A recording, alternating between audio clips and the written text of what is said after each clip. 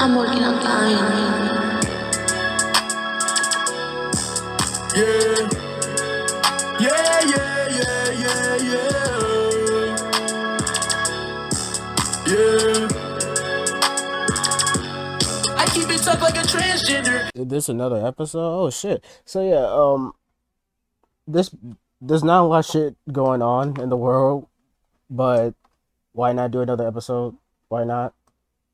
So this most likely might be a throwaway episode because there's not really a lot of stuff to talk about other than all life experiences. But yeah, this episode is being recorded on the same day as Memorial Day. yeah, and also Double or Nothing for the wrestling fans out there. So yeah, hold up. Let me make sure I boosted my mic. Or I guess Memorial Day is on Monday, so Yeah, whatever. Same diffs. yeah, Who cares? same shit, same day, everything. So yeah, how are you today? I'm doing fine, man. I just got back from work. Sundays are usually like a shorter shift for me based off the schedule that they have me on. Uh, doing fine. I officially am counting down the days until I go to the store closer to my girlfriend's house so I can start to move in with her. So I'm doing great right now, man. How about you? I'm doing good. I had a good day. I had a really good fucking day. Oh, Friday. I bet. Yeah, I told you in the fucking joint, right? Yeah, while you were like doing that, I was just jamming to the fucking Bring Me the Horizon album that came out.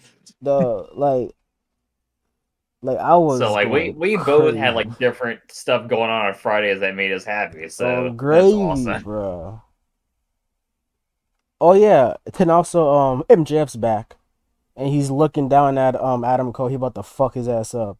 My man got the Triple H biker jacket. My man got the Triple H biker jacket, dog. This is about to be great. Holy shit. But yeah, Sorry, huh? I dozed off there a little bit. you're an asshole. But yeah, I had a good Friday. I seen Godzilla and Kong. I watched like the first part of the movie, and then I missed the fucking middle part because I was fucking around in the bathroom with a friend of mine. And we continue watching. Well, we saw the later part of the movie, and I did saw Godzilla the fucking doing a superplex off the damn Oh pyramid. yeah, like I saw that I video was like, everywhere when the no, movie came out. I was like, So no, fuck that.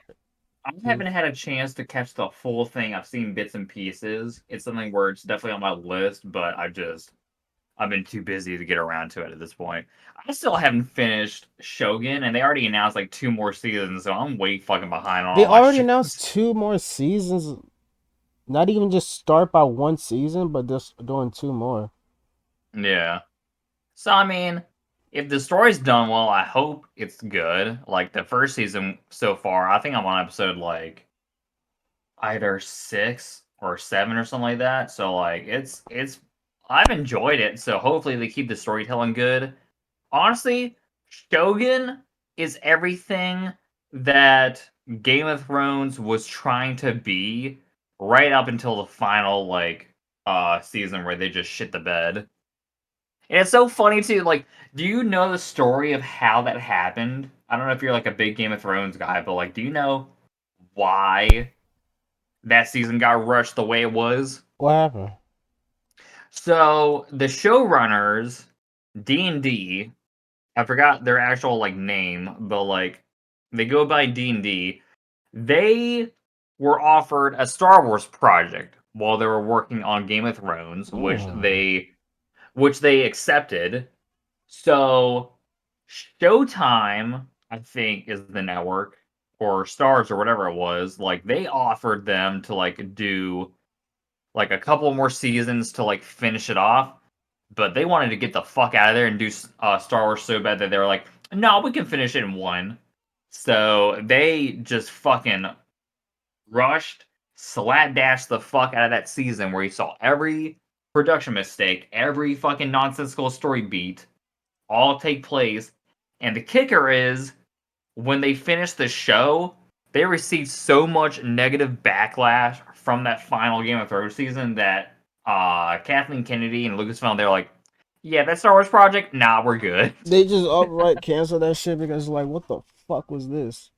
So like, I feel as much as I dislike Game of Thrones, I do, in a way, kind of feel bad for the fans that they got this shit slapdash just for a project that they weren't even gonna work on.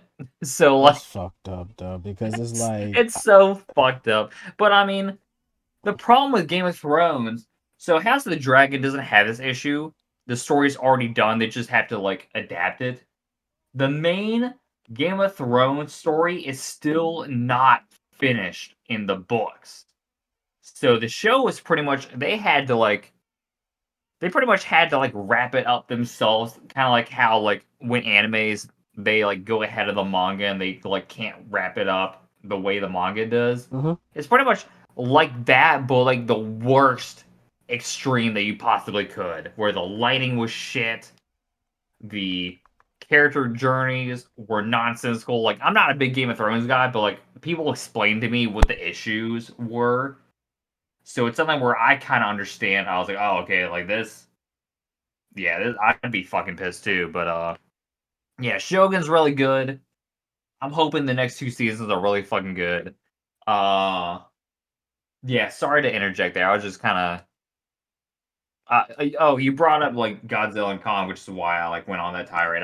Like what's funny is that like when I seen the movie with my with my homeboy,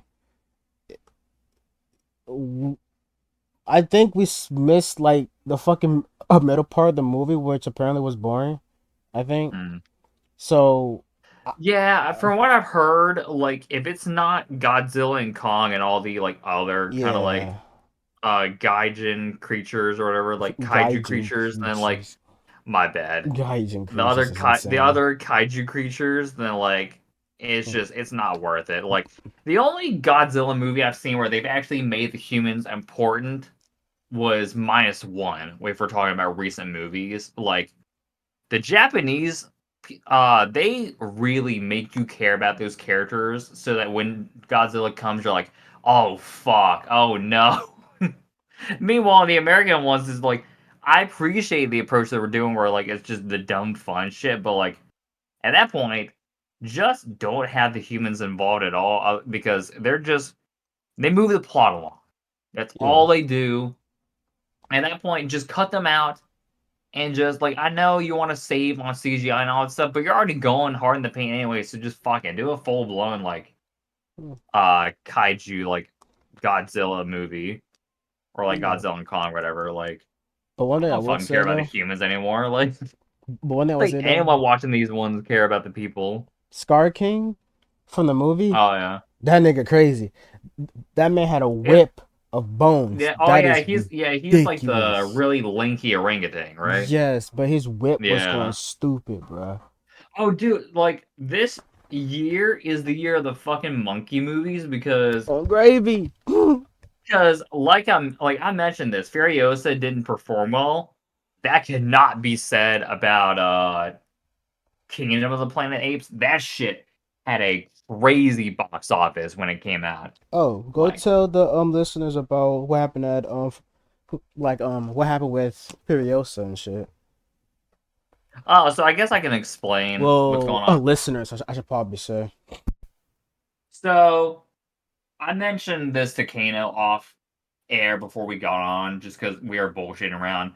So I saw Furiosa on Friday last week, and the recent box office has showed that while it's been getting a lot of good praise, unfortunately, it has not been performing that well in the box office.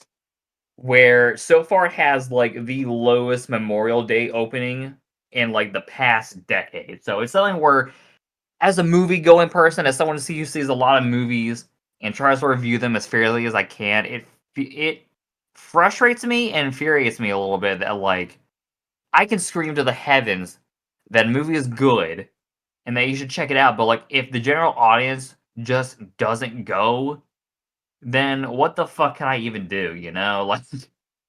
And it sucks too because this happened to Abigail, which is like definitely in my top 5 list right now. Like Abigail was a movie where like I loved it a lot, but like it didn't do well, so they just threw it to stream like after like 2 months or whatever. So like it's something where like if people don't go to these movies, the problem we're gonna face is we're gonna get like all these people who complain about endless remakes and reimaginings and all that stuff. If you don't go out and watch these movies, you're also part of the blame of why we keep getting these because like the first week is the week that they always focus on when it comes to box office because that like I guess for theater chains and stuff it like lets them know how long they keep a movie going like playing in theaters and all that stuff, and it also like shows the interest in like potential sequel or any other kind of stuff like for those type of movies. So like if these movies don't perform well, then the chances of getting continuation or getting like another Mad Max movie at this point is gonna be really fucking difficult because of how like bad the box office is. So like with a small movie like In a Violent Nature, which I'm gonna see soon, I could understand the box office not being there. Like small budget films usually don't perform well, but this is like a major blockbuster film that's got Chris fucking Hemsworth, that's got Anya Taylor-Joy, and it's a continuation of the Mad Max Fury Road story world, whatever you want to call it. And if that doesn't perform well, like fucking what will at this point? Like I'm sure Deadpool and Wolverine is going to do well, which I'll segue into one of my segments for that later. But it's probably going to do well. But goddamn, bro, like this is the reason why we get all the bullshit we do because like people are just not showing up, and it just pisses me off. It's like, what can I fucking do, man? I'm the one seeing these movies. I'm the one paying my like for me and my girlfriend to see these. Like I've done all I fucking can. Like. So I don't know. That's just my rant on the general audience about them not supporting movies that need your support. So I don't want to hear y'all bitching about like a bunch of these superhero films or remakes and all this shit like 5 years from now because y'all caused this. It's just the thing is that like I think we're so used to the streaming services Right. to watch the shit that like, because one thing I would be honest about, there be times I would just wait until they put the stuff on the on Prime or on HBO Max and shit Which like that. which is fair. Like I've Yeah. been there before, especially if it's a movie that I'm not interested in. But so like my thing is if you wait for streaming, like when it gets thrown to streaming, like it's done. Like at that point, like they don't really like do any metrics for that. At least not that I'm aware of. Like all the metrics are done theatrically, and that's like the biggest focus that they do. So like, yeah, like I was not able to see Lisa Frankenstein in theaters because I was just so busy, and I just couldn't find time to do it. Like I get that argument. I also get inflation as well because the economy sucks and like no one can afford anything. But it's something where like if you complain, my whole thing goes to the people complaining about the movies that we get and they're like, "Oh, it's just all the same. It's just constant remakes, all this stuff." Like, all right, guys, like if you're not putting your money where your mouth is, you can't fucking say anything. But like, so I missed Lisa Frankenstein when it came out. I Mhm. think I said on one of the episodes where it was just you and me that I was gonna check it out. I just didn't have time. I wasn't able to do it. But I eventually watched it when my girlfriend came over to my house, and we had a great time.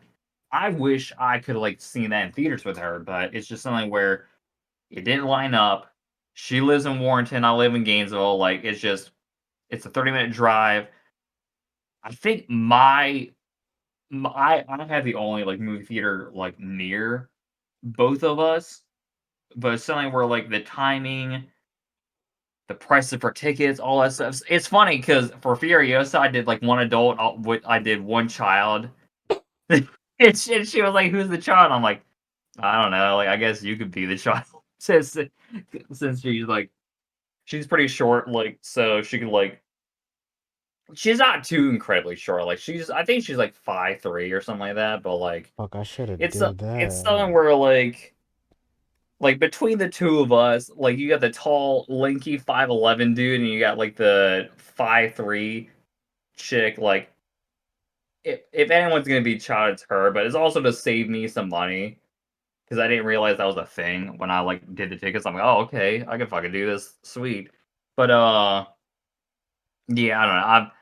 I feel like I'm going on a nonsensical tyrant at this point, I'm just so at a you can just point where take it's this like shit I over. should have did that. Cause like the thing is that like I am short, but the fucked up thing is the nigga I was with was tall.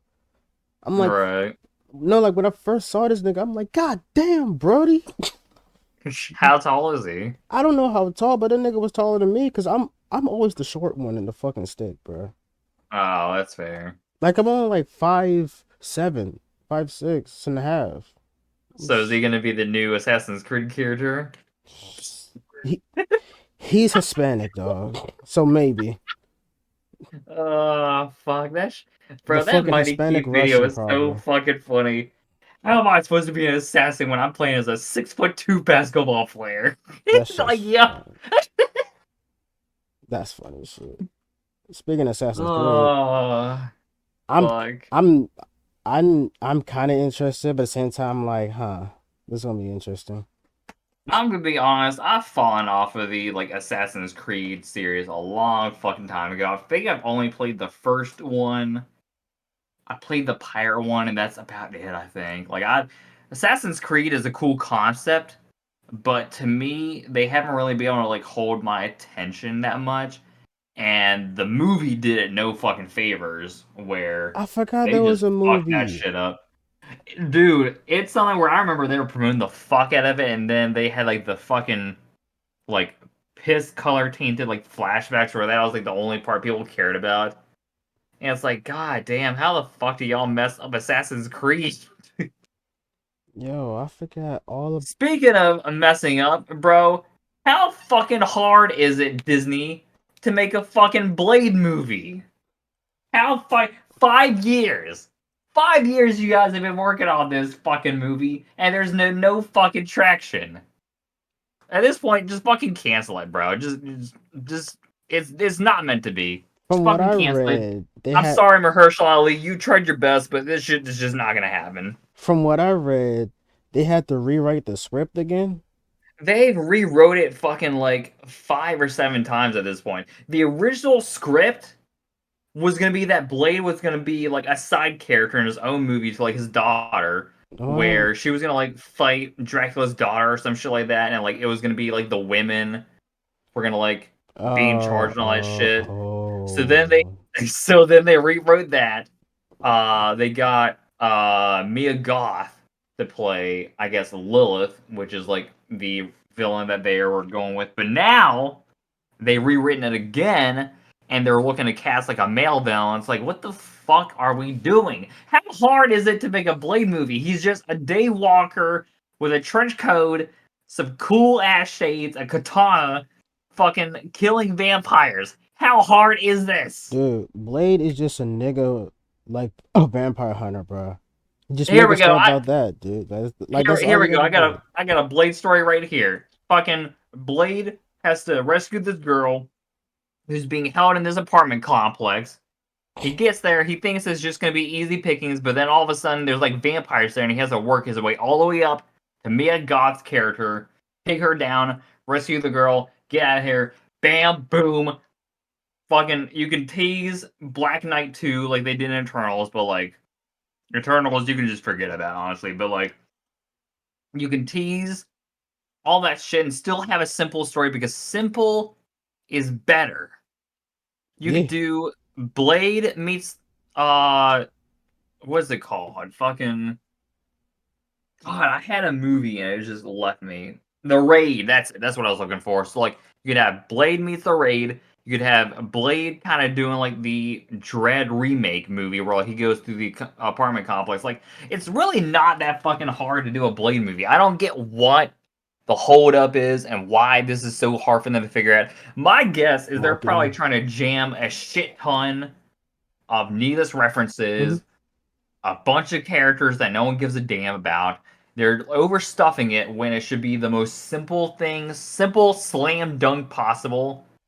But Disney's just overcomplicating it, I feel like. So, plus, I don't think it's going to be R, even though it should be. Like you, to me, it's weird having vampire movies that are PG-13 because blood is That's a very probably important. okay. That's probably like the reason why they had to keep rewinding. I said rewinding, rewriting it because they're trying to fit the fucking PG thing. So one of the rewrites that they did, or one of the early scripts, only had I think 2 fight scenes in the whole fucking script. What? So this thing has been reworked to fucking death, dude. Like it's gotten to a point where normally I don't say this, but like you have to fucking shelve it at this point. It is just I have no faith for this if it ever comes out because a production that has this much trouble, this much issues, 7 goddamn new script writers, like that just does not spell a good omen or like a good sign for a movie like this. And this has been in the work for how fucking long? This was announced like 5 years ago, I think. Let me just double And it's check. still in the okay, Curdy. Look, Yeah, I know movies take time and all, but they usually it usually takes them 2 years to get made. To be honest, like that's like well, it depends what the going fuck you're going. doing. To be honest with Well, I you, mean, depending, but like with a fast production, like it usually doesn't take long. Even a slow production, the slowest I've heard was like 4 to 5 years. But like this is hold on, let's see MCU Blade announcement. This was announced on here we go. Blade Marvel it's set to be released November 7th, 2025. Oh yeah, good fucking luck making that. Uh In July 2011, Marvel Studios had regained the Blade film rights. And October 11th, 2016, Kevin Feige expressed his interest in eventually introducing Blade in the Marvel Cinematic Universe. On June 26th, Kevin Feige expressed interest. On July 20th, 2019, at San Diego Comic Con, Kevin Feige announced that a Blade film was in development and that Mahershala Ali would portray the title character. So 2019, this shit got announced, bro. and it's 2024. Yeah, going on 2025. Like, bro. Here we go. Fucking let's see all the production issues. So on October 23rd, 2020, it was reported that Marvel Studios was searching for the writer. February 5th, reported that Stacy, whatever, had been tapped to pen the script. On March 1st, 2021, it was reported that the film would begin production. May 5th, 2021, Hollywood Reporter reported that the film's production had pushed back its initial start date so that they could spend time working on the script. July 19th, 2021, Della reported that Bassem Tarek was in talks to direct the film. 2021, they said he would direct it. On November 19th, 2021, reported that Delroy Linda had joined the cast of the film. Let's see. Where's the real fucking like bizarre like production issues?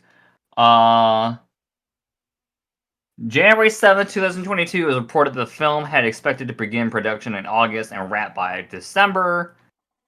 February 22, Dedler reported that Aaron Pierre, whatever. Was this nigga Let me named the look. Diddler? What the fuck was that dude name?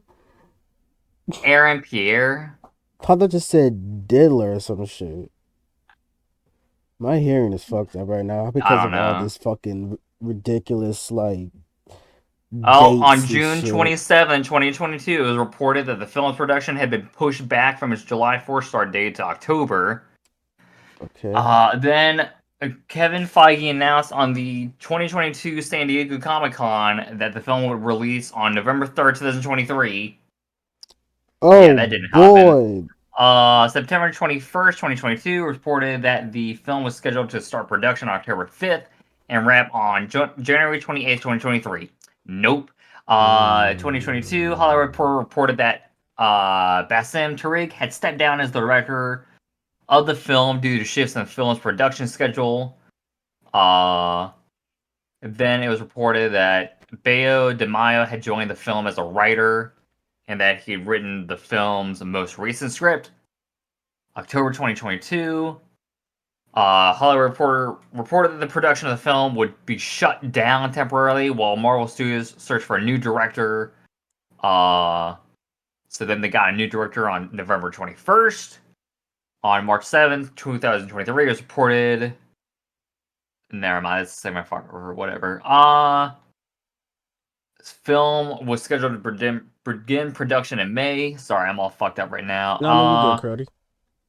April 12th, Deadline reported that Mia Goth had joined the cast as the undisclosed role, but it's been speculated that she was going to play the villain. On April 28th, 2023, Hollywood Reporter reported that Nick Pazzolatto had joined the film as a writer and that he would co-write the film script.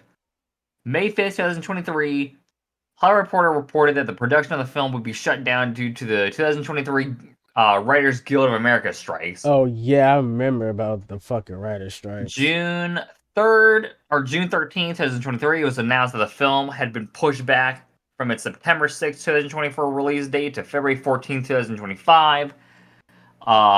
November 1st, 2023, Variety reported that Michael Green would be writing the film's new script from scratch.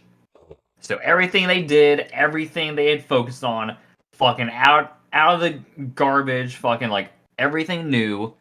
November 6, 2023, in an interview with Deadline, Yang Demong revealed that the film would now be rated R, stating they give me the R, which is so important. Which, I mean, yeah, if you fuck that up, I don't know what to tell you. On November 1st, 2023, Variety reported that Michael Green would be writing the film's new script from scratch. Oh, okay, sorry, I already read that. November 9th, 2023, it was announced the film had been pushed back from its February 14th, 2025 release date to November 7th.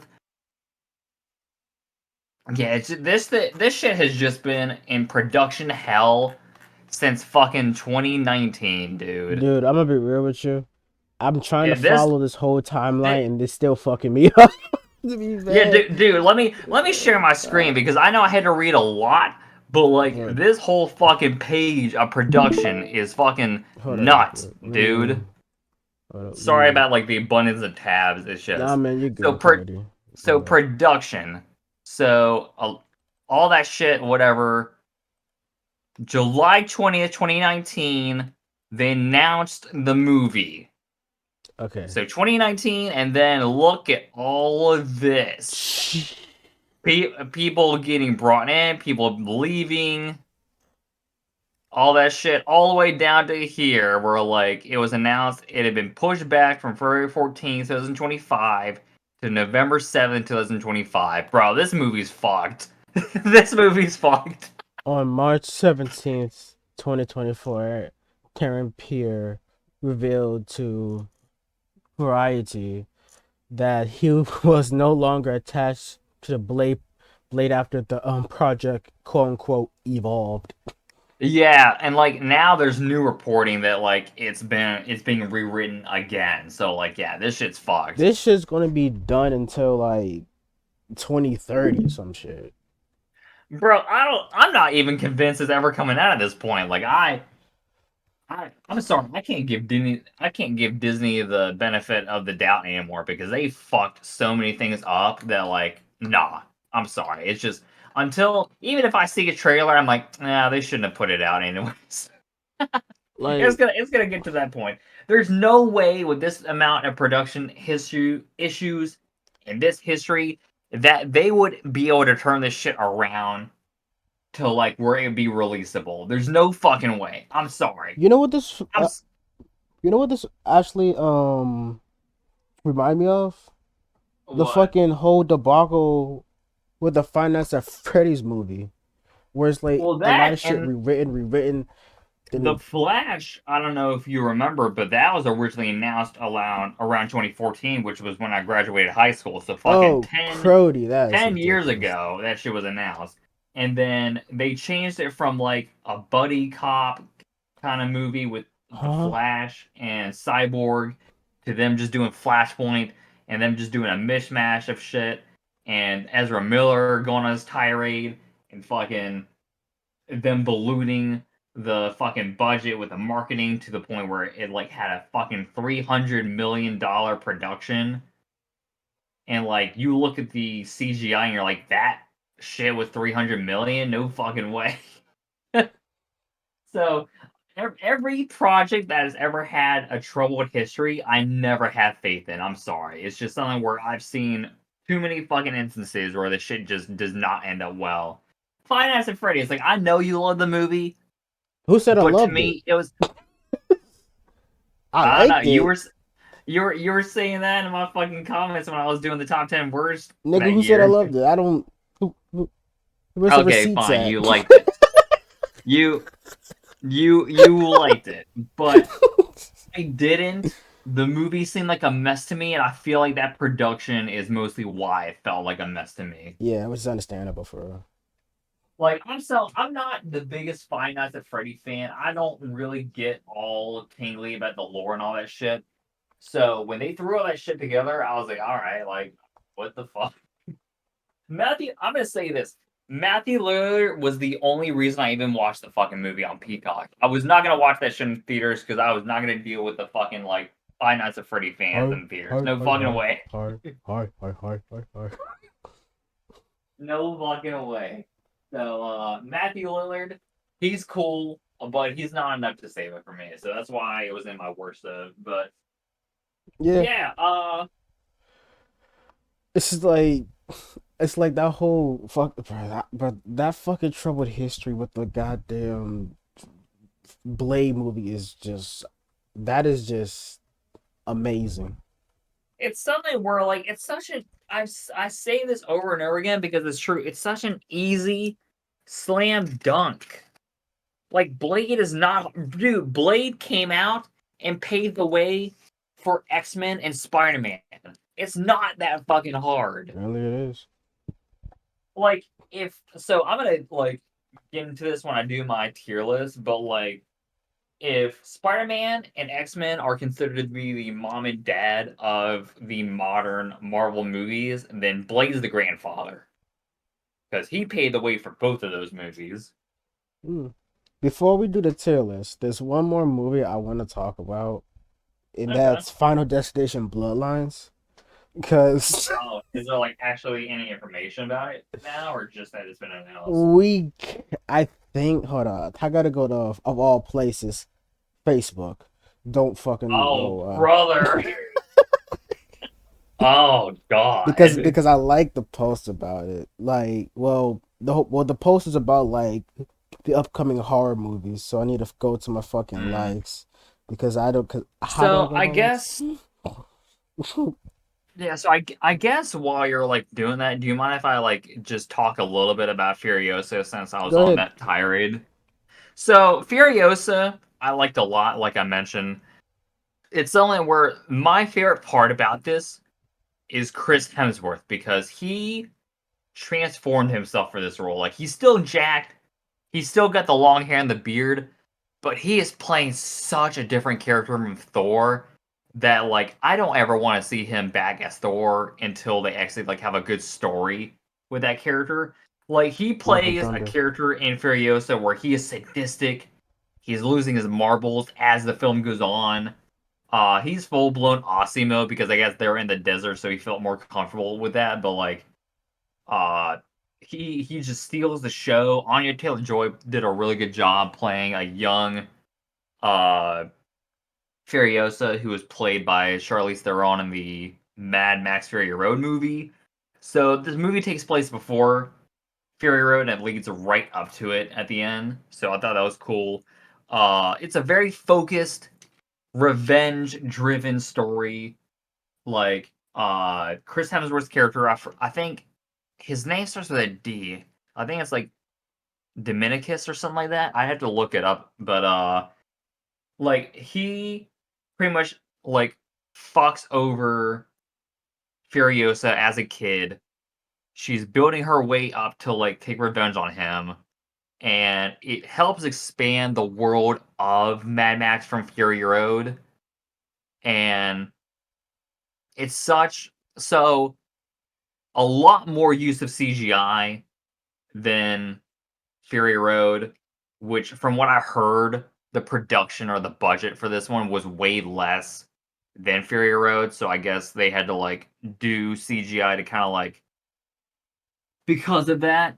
Because I know with Fury Road, they made everything practical, so like all the car crashes, all the explosions, all the fire, that was all real. They had to scale that back a little bit because their production wasn't as big. So I didn't have a problem with it. Like in fact, some of the moments where it was CGI, like it blended seamlessly for me, and like it's something where like it had a more visceral or heightened kind of look, which I liked. It's like more fast paced. The explosions, all that stuff, good, great.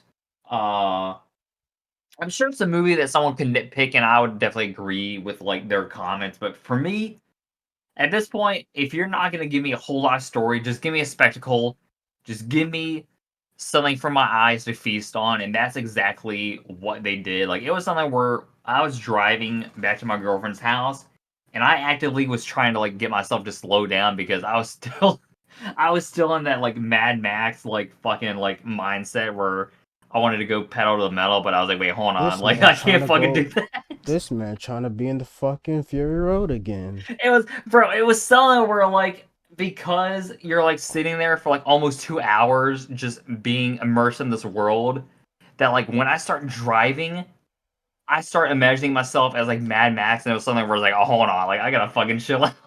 I But let gotta me chill ask you out. one question though. How Uh was huh. how was the car combat? It was pretty good. So like if you saw Fury Road, Yeah, I it's seen pretty Fury much Road about the same and thing. Road Warrior. So I'm gonna be honest, I haven't been able to check out the old Mad Max movies. I gotta watch them. So Fury Road is the only Road War reference I have, Road Warrior but was fucking ridiculous with the damn combat though. That shit was going I'll, crazy. I'll have to watch those at some point. But yeah, like the car combat's pretty good. Uh, yeah, it's so what I like is Chris Hemsworth's character. He always appears to be riding on some vehicle that looks like a chariot, which is really cool because like he's got this cape that flows behind him. Uh, so it's a really cool look, and every like he his character is just so despicable with what he does, like the way he like tortures and kills people. It's something where it's like, dude, fuck you. So, if nothing else, see it for Chris Hemsworth. See him as something other than Thor. Like, I mean, I liked him in if we're not talking about Thor, I liked him a lot in Count in the Woods. I thought that was a really good role of his. And apparently he filmed that before Thor, but they were kind of holding back on the movie because they weren't confident on how well it was gonna perform. And then when he blew up his Thor, they're like, all right, well let's fucking put the movie out. And I wish to this day I still wish I could have saw that in theaters. Like I wasn't old enough at the time. I didn't get my I didn't get my driver's license to like go to the movies by myself until like 2013 when I saw Evil Dead the remake. So I wanted to see Cabin in the Woods in the theater so bad, but I couldn't. But yeah, Furiosa is really good. Uh, to be determined whether or not it makes it in my top 5 or top 10. But I on my notes I have it as like a movie I like, so it's definitely in the conversation. Hmm. So next up for me, movie wise, is going to be In a Violent Nature, which comes out at the end of this month. And then July 12th, we got motherfucking Long Legs. Mhm. God, that movie's so fucking hype. I gotta show you the trailer to this shit whenever we get to that. Well, I found some information about Final Destination Bloodlines that's pretty interesting. So, like, Okay. apparently, a past star has appeared on set, which So like is someone from the previous movies, I'm yeah. guessing. If it's Tony Todd, that'd be fucking cool because Yes, I it is love that Tony they Todd. always Dude, Tony Todd's the fucking goat, bro. he Dude, I love that they always have Tony Todd in there.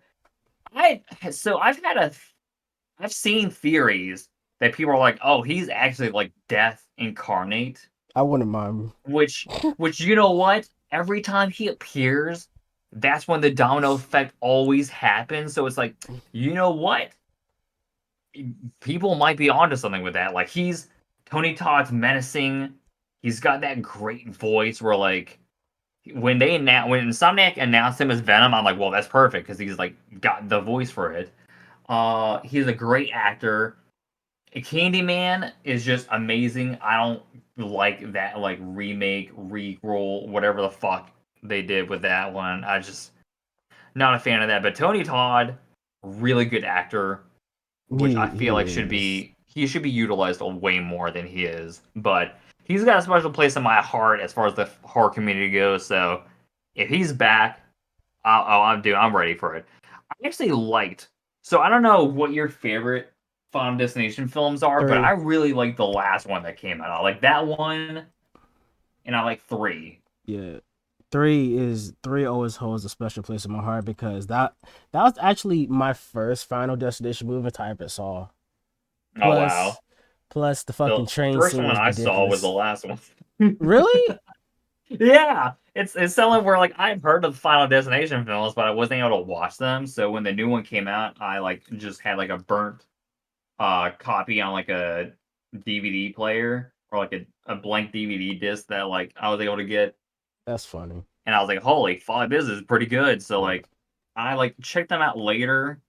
The what was the racetrack one? Because that one was the weakest one to me. That was four. Oh, The Final Destination, which they called it. right. Yeah, that one sucked. Yeah, that I one thought two was shit. okay. I mean, the log with the truck, that is probably the most memorable thing about that movie because that That shit even scares me dude, driving. I'm traumatized by that shit till this day. Right. So Cause like the first one is a classic. That one with the fucking log with the truck is crazy. It's not as good as the first one, but it's okay. Number three, I like that one a lot. I like yeah, it because of the creative kills. The roller coaster was a cool idea. the The fucking goth couple. I I was like, knew yeah, that's my people right I there. knew you'll like the goth couple for real. All right. So like when the dude went fucking crazy and he like tried to kill them, I'm like, you know what? I'd fucking do that at that point too. After like what happened with him, I'm like, yeah, you know what? Fuck it. Let's just get this shit going. I like that they took that concept and they used it for the last one, where it's like if you kill someone, you can like have your turn skip. Where I'm like, oh, holy fuck, that's actually kind of cool. Yeah, but the So thing I'm is, curious to it see skips you. what they're gonna do in the new one. Yeah, and like one thing I would say though is that from three, one of my favorite fucking okay, one of the cool perks about Final Destination is the fact there's always alternative endings and Right, like alternative scenes that is on YouTube. Some of right. them is not fully finished, which makes sense because it's a concept. Yeah, it's production, so Yeah, like it's something where like if it didn't test well, they're not gonna put the money to like do the VFX and all that shit. yeah, and like I seen some of the alternative stuff, which is pretty fucking interesting. One of them Yeah. was on three. Okay, there's a the DVD version of three had a little mini game where like you could decide fate. Do do you do this or this? There's a alternative Right. scene for the car scene where you in like the driveway and you have to get out of the fucking truck, well car, because like the truck is coming down out of nowhere. The death was the truck hits the car and the car engine pops out of the car to basically blade it homeboy's back of the skull. There's a thing Oh you could, damn. yes, it's ridiculously, like, it looks crazy. On the DVD version, you could try to save him, and like you saved him. Then it Oh nice. then the movie continues as normal and all that shit. The DVD So it's kind of version like is a tough. choose your own adventure kind of thing, I guess, where like you have the Yeah, opportunity to save someone. Okay, that's cool. yeah, which is pretty dope. And like I seen the alternative stuff for 4, which looks really rough. Mm. One of them was, the escalator scene, right? During the movies. I'm gonna be honest. You don't remember? Some of the ones I haven't like watched in a while, they're kind of a Yeah, blur to me. I don't remember like too much about them. that's fair. So during the on Final Destination 4, there's Mm-hmm. a huge scene where like the fucking mall That's slash the race movies. car one, right? Yeah. Okay, just So making sure. the ending, well, before the fucking ending, there's a scene where like you in the movies, and you trying to, and like the main character trying to tell the girls that he tried to tell them we gotta go because the whole thing about the blow up. So one of the girls say, "Okay, fine." The other one's like, "No, I'm staying here and watch the movie." So when the movie explosion happens, the actual fucking movie exploded and nearly killed a lot of the fucking people there. They tried to escape the fucking place. When they try to go down the escalator, something crashed on the escalator, and like the escalator's broken. Homegirl got her foot caught up in the escalator parts and got like crunched up, just got fucking mauled. Oh, gotcha. But the thing about that was a premonition. So this movie has 2 fucking premonitions. So right after the fucking thing, shit, he saves everybody, stop the gas leak, blah blah blah blah.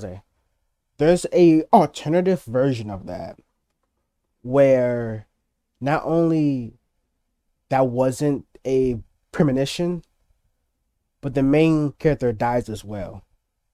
Hmm. But it looked rough because it wasn't done. So like it looks stupid. When I find stuff like that, I find it really interesting because it's like if they would have finished it, I wonder what would the ending actually look like.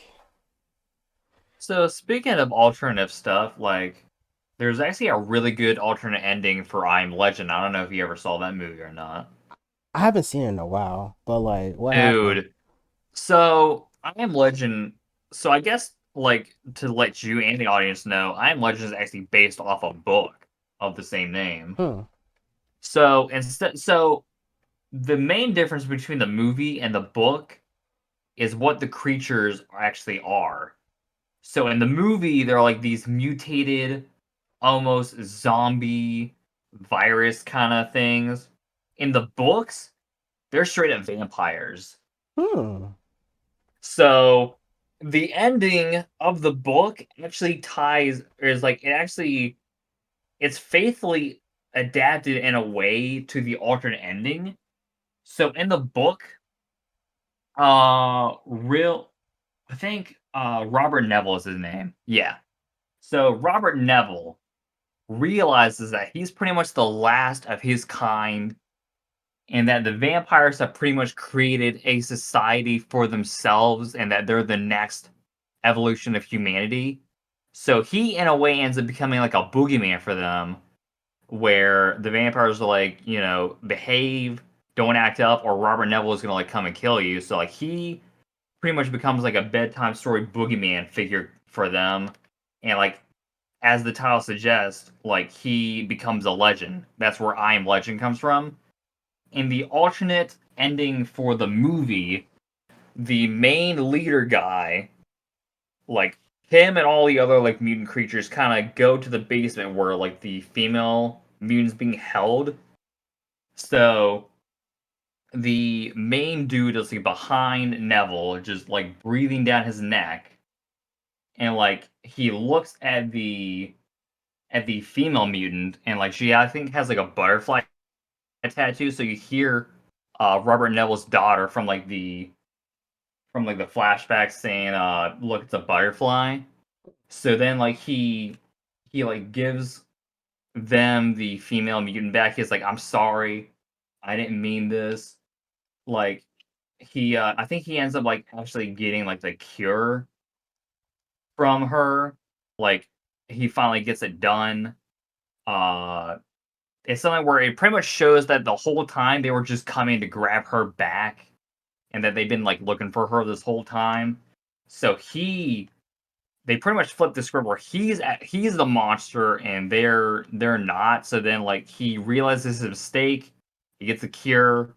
Him and the woman and her son, they all like leave. So that's actually more accurate to the book, and the fact that they announced I Am Legend 2 makes me think that they're probably gonna go with that, because if they go with the theatrical one, then how the fuck did they continue that after the whole like blowing himself up ending? Because apparently he's like Will Smith is set to like come back. It's gonna be Michael B. Jordan and Will Smith. Those are the only cast lists that we have so far. But like, it's something where when my mom asked me, I was like, well, they could probably just show the alternate ending in the beginning of the film, flash the title, and then just continue the story there, and just be like, yeah, this is the ending we're like focusing on. Anything's possible for real. But yeah, so that speaking of alternate endings, like that's one I always go to where I'm like, that's way fucking better. I wish they would have just gone with that instead. Yeah, because it's like stuff like that is really fucking intriguing. Like you can't like for real. And like it's a more philosophical way to like look at it too, besides the whole like dumb action explosion ending.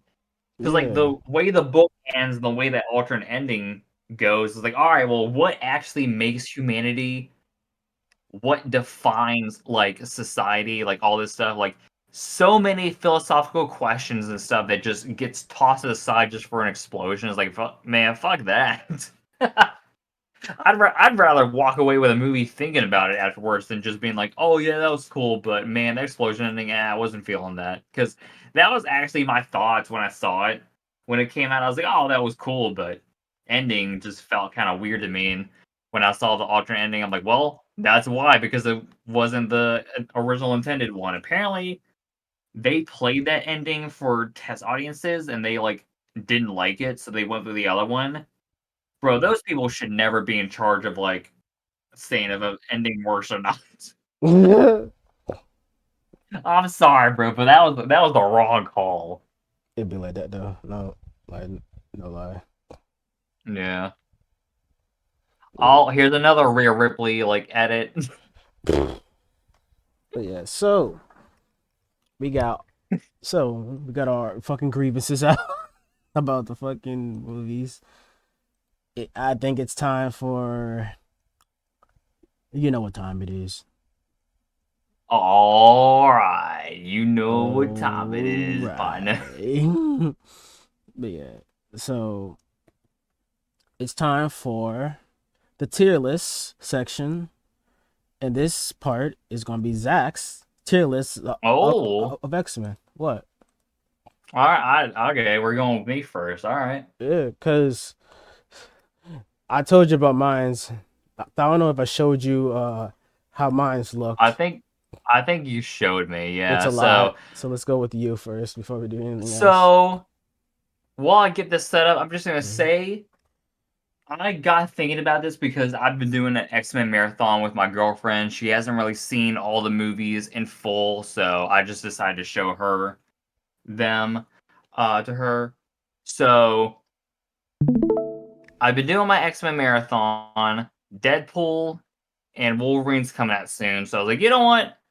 This is a good time to kind of like talk about the X-Men movies I liked, the ones I hated, give like a brief overview summary of all of them, and kind of like just explain myself because we have, let me see I'll be here, right back. 2, 4, 6, 8, 10, 12, 14 movies. 2 of them being alternate versions of other films on this list. So I had this based off release order. Deadpool counts. Originally, I was not going to count Deadpool, but I was like, well, Deadpool and Wolverine coming out, I might as well just do that too. I've always seen Deadpool as his own movie, but for the sake of this, I just decided to include them. I have very different opinions on the 2 films. So, going off release order, we have the 2000s, early 2000 X-Men, the OG, the original, the one that kick-started the modern day comic book movies, I guess you could say, along with Spider-Man. So, what's so bewildering about Blade's production history is the fact that Blade started off these superhero films and it was way before X-Men. So, first movie we're talking about, original X-Men. I'm gonna throw this into the hold on. Let me say what my different tiers are. So I got S Yeah. tier. It's a near perfect film. It's something where I have a very hard time picking out flaws or whatever that I don't like. A tier is good. It's just not great. It's just not better than like the S tiers. Like it's something where like it's if I throw something an A, it's a pretty damn good movie. B tier is okay. It's kind of middle of the road for me where I had these kind of like thrown. I don't have a C tier because honestly, like You don't believe in there C is real tiers? there's yeah the C tier in this case is fucking bullshit. Like the most middle of the road movie is gonna be B, and I already know what it's gonna be, so I'm not gonna do that. D tier is something where it's not a great movie, but I find something enjoyable about it, whether it's unintentional or otherwise. It's something where like I at least find things I like that doesn't make it like horrible. And then F tier is fucking bottom of the barrel. I'm staring into Garbage. hell. Fucking garbage ass film. So first X-Men movie, throwing it in A. It's a great introduction to the characters. I actually love the leather suit. I know people hate it, but for the time, I thought it was a really cool aesthetic. Magneto was just a great villain. That the whole World War II flashback to start the movie was just such a crazy way to open it, where they quickly tell you they're like, yeah, this shit's not for kids. Like, if you're looking for like a Spider-Man movie, this shit ain't it. Like, this is serious. This is gonna be dark. Like, we are not gonna fucking hold your hand throughout this. So I liked Magneto as a character. I like the whole thing between him and Charles. Everyone was casted perfectly. Tyler Mane is a really underrated Sabretooth. We'll get into the other Sabretooth. Don't worry. I'll talk about that. But just Mystique too. Rebecca, I forgot how you say her last name. She's just great as Mystique, where she's just a silent character that's just aesthetically great looking. She serves her purpose. Using Rogue as the main introduction for this world is really good because it shows you that when we actually like develop these mutant powers, they're fucking horrifying. Like it's so scary, like In not which knowing what? what kind of abilities you have before it happens. So when she kissed her boyfriend and like he went in a coma, that's fucking terrifying. So having her as our point of view character was just great to be like she was just a perfect point of view character to kind of learn this world. Production's great. I'm gonna be honest with I you. know people. Like, Yeah, I'm gonna what be up? honest with you. That's fucking hilarious. Like, can you imagine just romantic evening? You kiss your lover, and that nigga's done. Right? Yeah, dude, it was something where when it happened, Like she was screaming, she was crying. Like, bro, Anna Paquin did like a really good job portraying that character. So A tier, it's solid. To me, it's just not perfect. So we get into X-Men 2, X-Men United. So I'm gonna be honest, these first two movies I did not get a chance to see in theaters. I saw 3. I'll get to that like soon, but Oh, that sounds X-Men good too. 2 at S tier. Fucking S tier. I love that like they just continue. They like we've already have the main character established. Now we're just ramping everything up.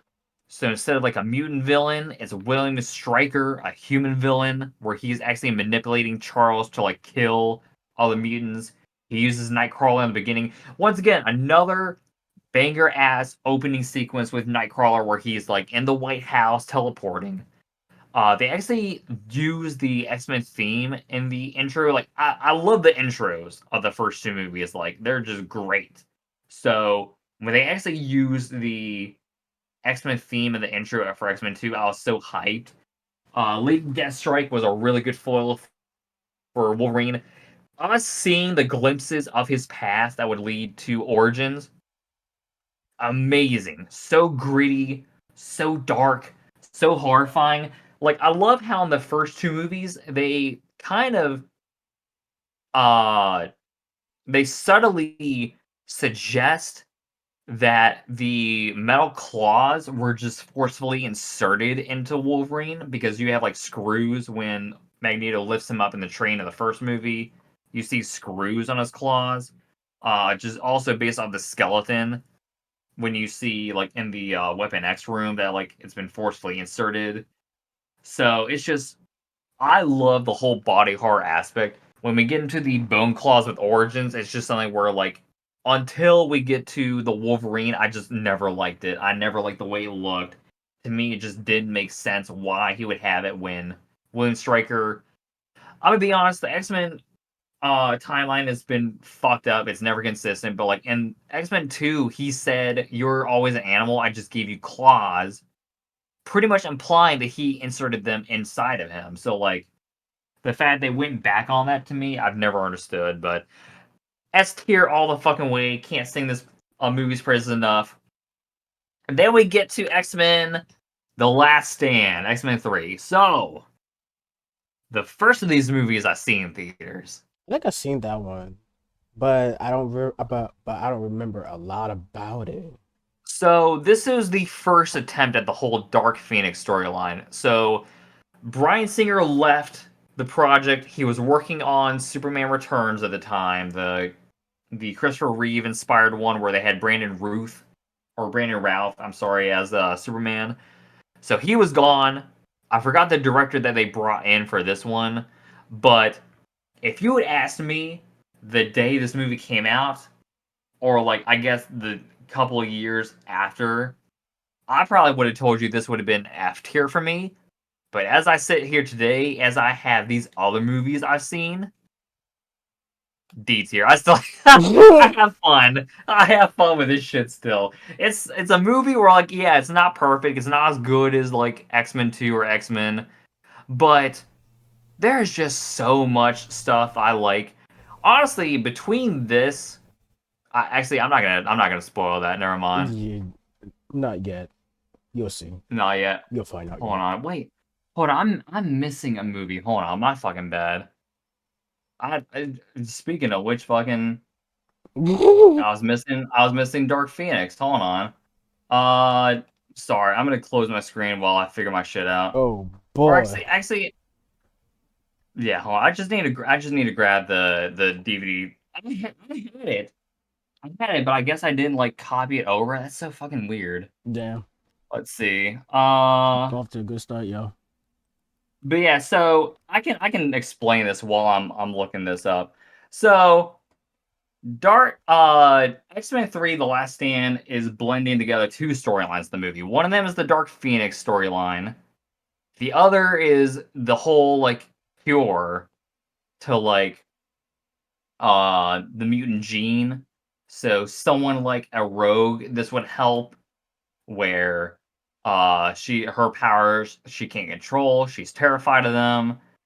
like that whole plot is cool. Seeing Beast was cool. He's a really good character. There we go. Let's move this right there. There we go.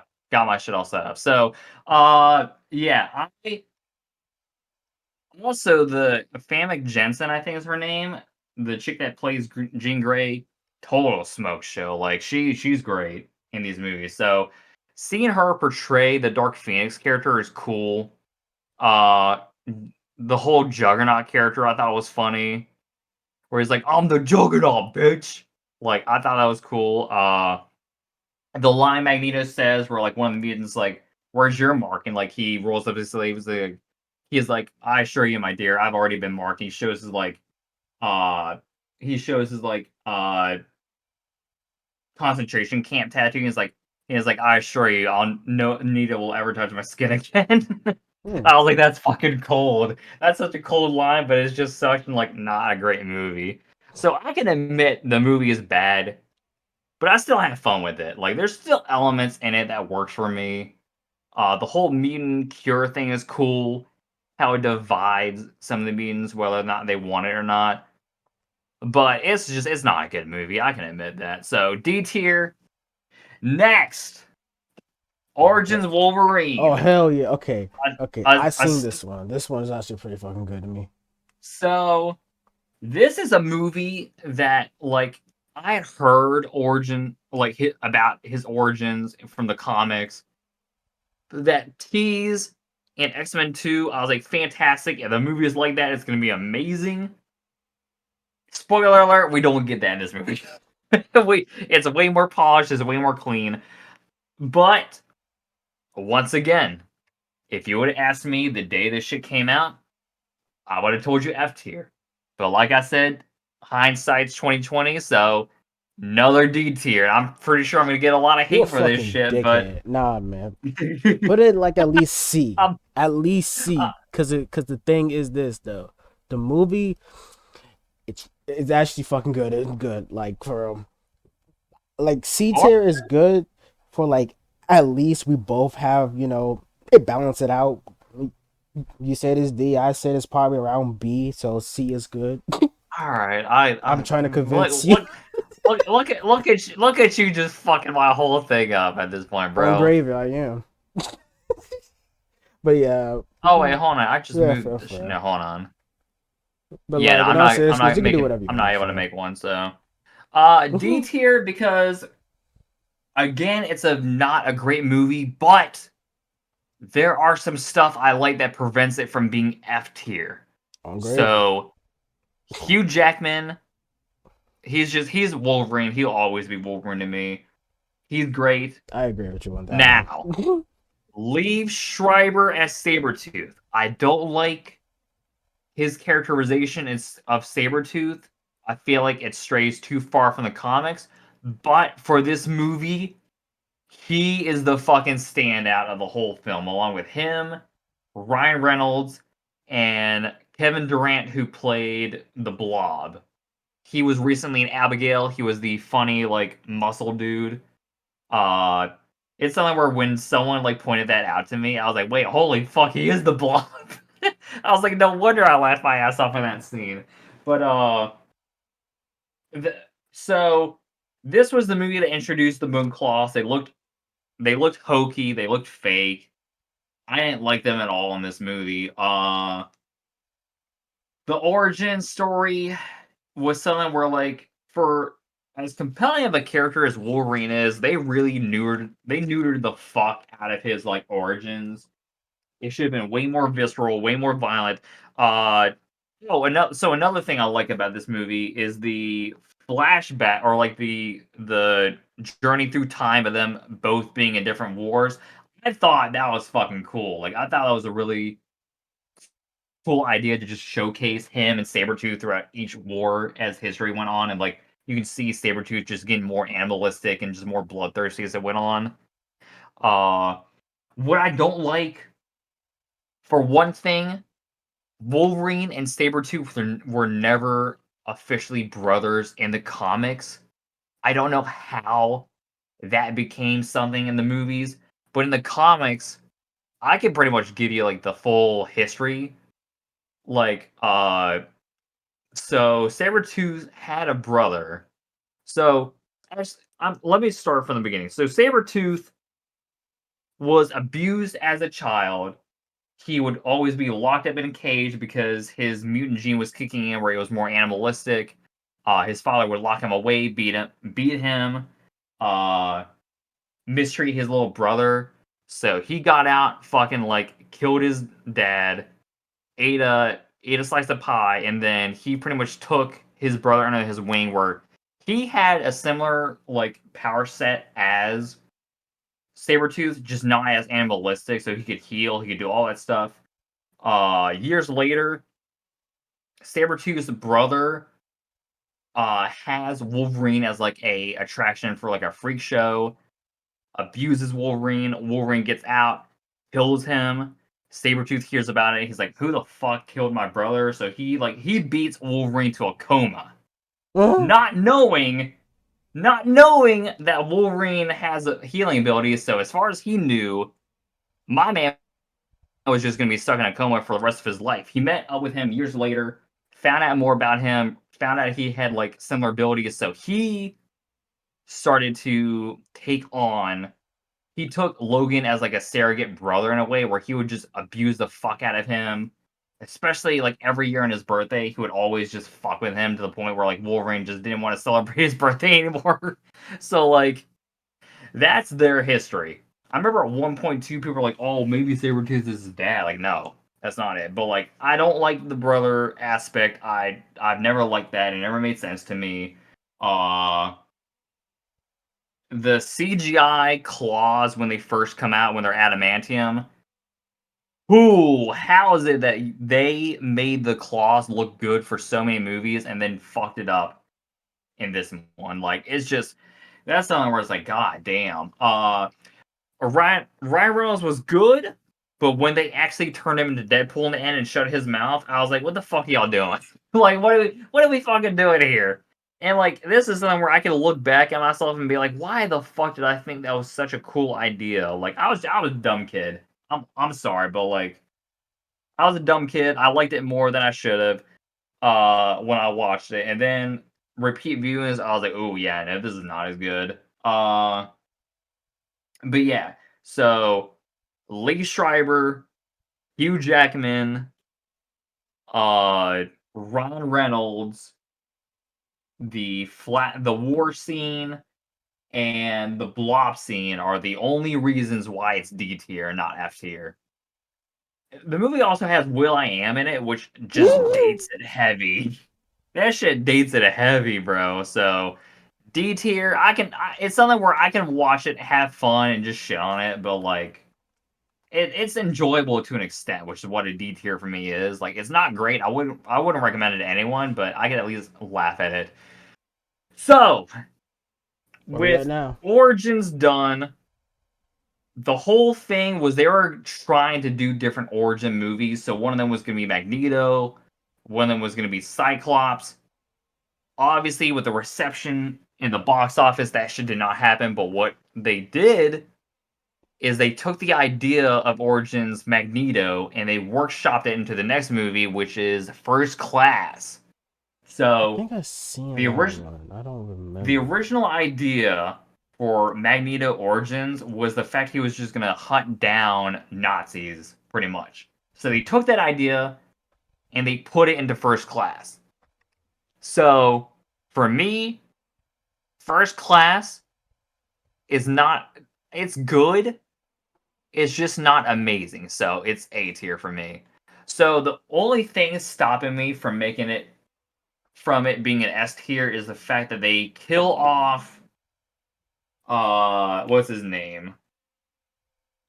Darwin, I think, was his name. They killed off Darwin, who was literally an unkillable mutant. Which when that happened, I was like, oh bullshit.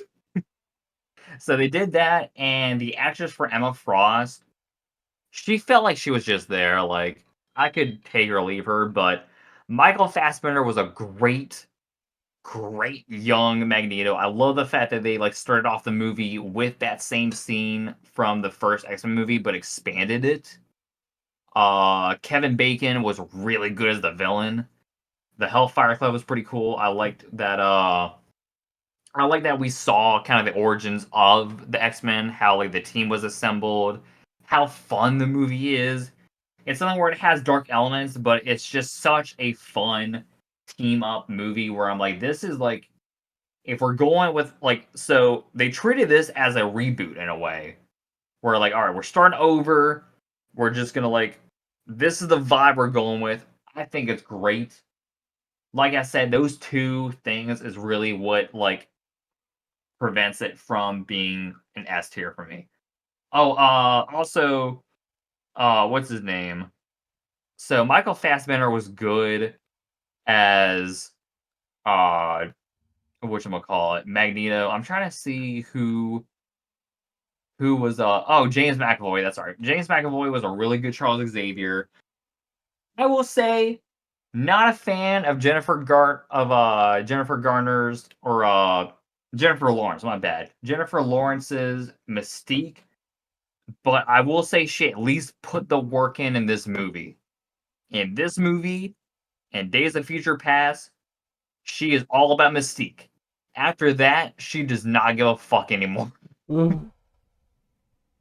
So, A tier, like I said, those two nitpicky things, like prevent it from me. Oh, I also love the fact that, like as payback, Magneto fucking like does the coin through Kevin Bacon's head. I was like, oh, that's so fucking sick. He like puts on the helmet. He was like, sorry, Charles, I can't let you stop me from doing this. So then like Charles has Kevin Bacon's character held in place. So I love the shot of like the coin going in. You see a shot of Charles just screaming because he's feeling what's going on, and then you just like it goes back and forth. I was like, that's so fucking sick. Because in the beginning of the movie, like it ties back to that part where like Kevin Bacon wanted Magneto to like move the coin, otherwise like his mom was gonna get shot. So it's such a good callback, and it fits that Magneto character well. Where like if he holds a grudge against you, if you fuck with his mission, you're done. So A tier. Next, we got the theatrical version and the extended cut of the Wolverine. Is So that the same movie, but it has more shit to it? yeah, more shit to it. The extended version is actually more of an R-rated version of the film than the theatrical. Because I remember Hugh Jackman said that they almost went rated R, but he was like, I can't do it for this one. Mm. So the theatrical, I'll give an A tier to. Yay! The extended cut, S tier all the fucking way. Hey! You finally If you're changed your gonna, mind. Let's go. what do you mean I changed my mind? No, dude, like I saw the Wolverine in theaters when it came out, and I was one of the few people where I was like, this shit fucking rules. So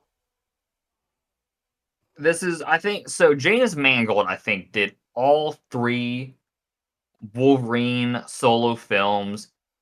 And Origins, he's like, yeah, I fucked up, guys. I'm sorry. Second one, he took Wolverine, which is one of the comic books stories where he goes to Japan. I love the atomic bomb scene at the opening of the film. Like, that's just such a good way to introduce us to this new character. I like the hook of him losing his healing factors. Like, that's such a cool idea that, like, I'm surprised that hasn't been done before that movie. Beautifully filmed. Japan is such a cool setting to do. The fact that this takes place after Origin, or not Origin, the fact it takes place after Last Stand.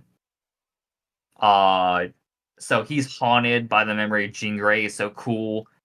So I like it, but what makes it an A tier for the theatrical for me is the fact that like it's missing the violence, and I'm sorry, but I'm not a fan of the giant mecha robot at the end. That's something to me where I'm like, man, I would have preferred just a guy in an adamantium like samurai armor that's just normal size instead of like a giant robot one. But the bone claws look better. The bone claws look a hell of a lot better in this movie. So this would have been the perfect way to actually do the bone claws, where like when his adamantium like socket, like when his claws get cut off by the sword and his like hand is getting drilled, it's something where like I can excuse the bone claws where like his body is just used to it, used to those metal implants for so long that it just develops the claws as like a survival instinct. That's the way I can look at it, so I can excuse it. But yeah, the giant robot I wasn't a fan of. The action scenes were really cool. So the extended version is S tier because that's just the way I prefer it. It's way more violent, way more gruesome. There's added scenes that kind of help this story flow better. I actually think the romance angle between Wolverine and the Asian chick is pretty well. I actually liked his redheaded sidekick chick that can like see when people die. Like she's really cool. I'm surprised that like they haven't used her in any more films. Honestly, if she's not in Deadpool and Wolverine, it's gonna be a missed opportunity because speaking of deleted scenes, there was an alternate scene where uh he's presented with a suitcase and it's his orange and yellow, or like it's a brown and yellow suit. So they tease the suit in the Wolverine, and it's something where like if they wanted to connect it, they could easily have the redheaded chick in there with him. But they probably won't. I don't know. Like I thought she was cool. I thought she kicked ass. So I like that character, and I wish she was used in way more than just one movie. So the end credit scene to that leads us to Days of Future Past. There's two versions. There's the theatrical, and then there's the road cut. So theatrical, A tier. Road cut, S tier. Because with the theatrical cut of Days of Future Past, it's a good movie, but there's a huge gap where they say, "Oh, Mystique is the reason why the Sentinels are as powerful as they are," and I'm like, "Well, Mystique can only copy the abilities, and we've seen the Sentinels like actually absorb abilities and copy them." So the road cut shows the full story where she got captured. They're able to like they were able to like isolate her mutant ability and use it for these Sentinels to make them way more powerful and dangerous. So another thing I found out is they explained that because in the Wolverine was back to the Bone Claws, and in Days of Future Past, he's back to the Adamantium. Bryan Singer said that Magneto pretty much like put the adamantium back on his claw so that they would have a fighting chance against the Sentinel. So that's I can buy that. That's fine. The Quicksilver scene is like the biggest highlight in this whole movie. I like the Magneto suit that Michael Fassbender wears in this one with the devil horns and all that shit. I thought it was pretty cool. Him lifting up a stadium was cool. Uh, the fact that like Wolverine went back in time was pretty cool because I think in the original comic it's based off of, I think Kitty Pryde like sends Charles back or something like that. I had to like do some more research on that. I might be wrong, but the fact that like they say that Wolverine's the only one that can handle it because he can heal and he's just been through so much shit. To me, that made sense. I know people were tired of Wolverine like being front and center, but like for this instance, it makes the most sense. So I liked it. So A tier theatrical road cut with that added context, I liked a lot more. So those ones are done. Not much really to say. Jennifer Lawrence still cares at this point. That quickly goes away. uh Now we got the first Deadpool movie, which at the time was the highest grossing R-rated movie of all time. this is this is a very important film, and because of that, and because I like the story so much, this is S tier for me. So I love the fact that the first Deadpool movie is just a love story disguised as a superhero film. Because it came out on Valentine's Day, so like that was perfect. That was like the perfect release time. The marketing was great. This movie would not have existed if Ryan Reynolds and his team did not like leak the test footage that they showed Comic Con. Because I'm sure I read that like the producers or whatever did not want to do the movie at all. They saw no value in it. So Ryan Or they Reynolds was like wrong. so they leaked the test footage. People are like, bro, you gotta fucking make this movie. Like, this is the Deadpool movie that we wanted. So, actor to the character, Ryan Reynolds does an amazing job. Once again, love the romance. Love the fourth wall breaking jokes. Love that they didn't show a whole lot of X-Men characters. With Deadpool, I said this while you're away. I've always considered his movies to be separate or like their own entity. So not having a whole bunch of X-Men characters works fine for me. Uh Strong movie, strong journey, strong like a really good antagonist. In Francis, I think was his name. But TJ Miller, I'm not the biggest fan of, but he did not bother me as much in this movie. Uh that kind of changes in Deadpool 2, especially with his scandals and all that stuff. So, but yeah, S tier all the way. Deadpool pretty much showed the studios that an R-rated superhero movie can work. So we go from Deadpool to X-Men Apocalypse, I which was never. teased. It Yeah, was teased in Days of Future Past. It's like, all right, cool, Apocalypse. Let's see what y'all do with this. Bryan Singer's coming back. He returned for Days of Future Past. Like, all right, cool. We're getting the OG guy back. Man, man, oh man, oh man.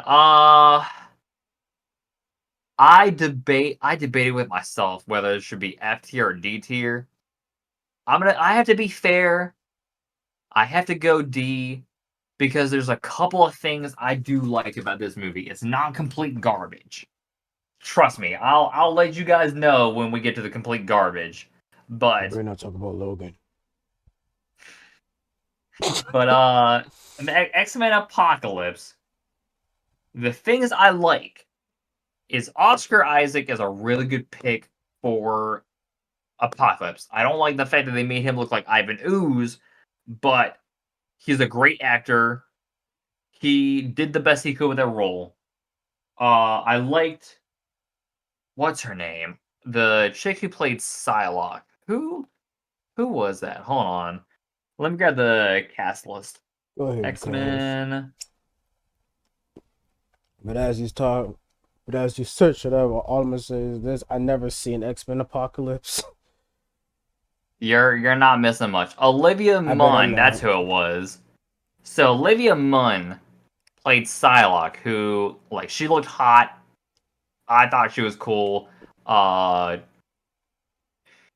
let's see. Oh, the Weapon X scene with Wolverine at the end of the movie. I thought that was a way better job than Origins because he actually had the helmet on that they had in the comics and all that shit. Like it was way more visceral. So that was cool. Uh that's pretty much where my praise stops because that's pretty much where my praise stops because once they do another Quicksilver scene, but the problem is it's not nearly as good as the Days of Future Past one. So like if I'm gonna watch a Quicksilver scene, I'm just gonna watch that one because like yes, they extend it a little bit in Apocalypse. This time it's to the beat of Sweet Dreams or May of D's, not the Marilyn Manson version, but like the original one. Mm-hmm. Uh Your favorite one? it's because I think so from what I remember, Days of Future Past, or sorry, First Class was like I think a '60s or a '70s film.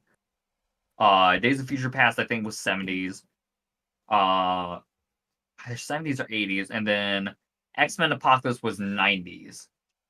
So Was it 9? Oh, I might be getting this shit wrong. My bad. I'm sorry. It's Imagine. been a while. But let's see what else was I gonna like mention. Oh,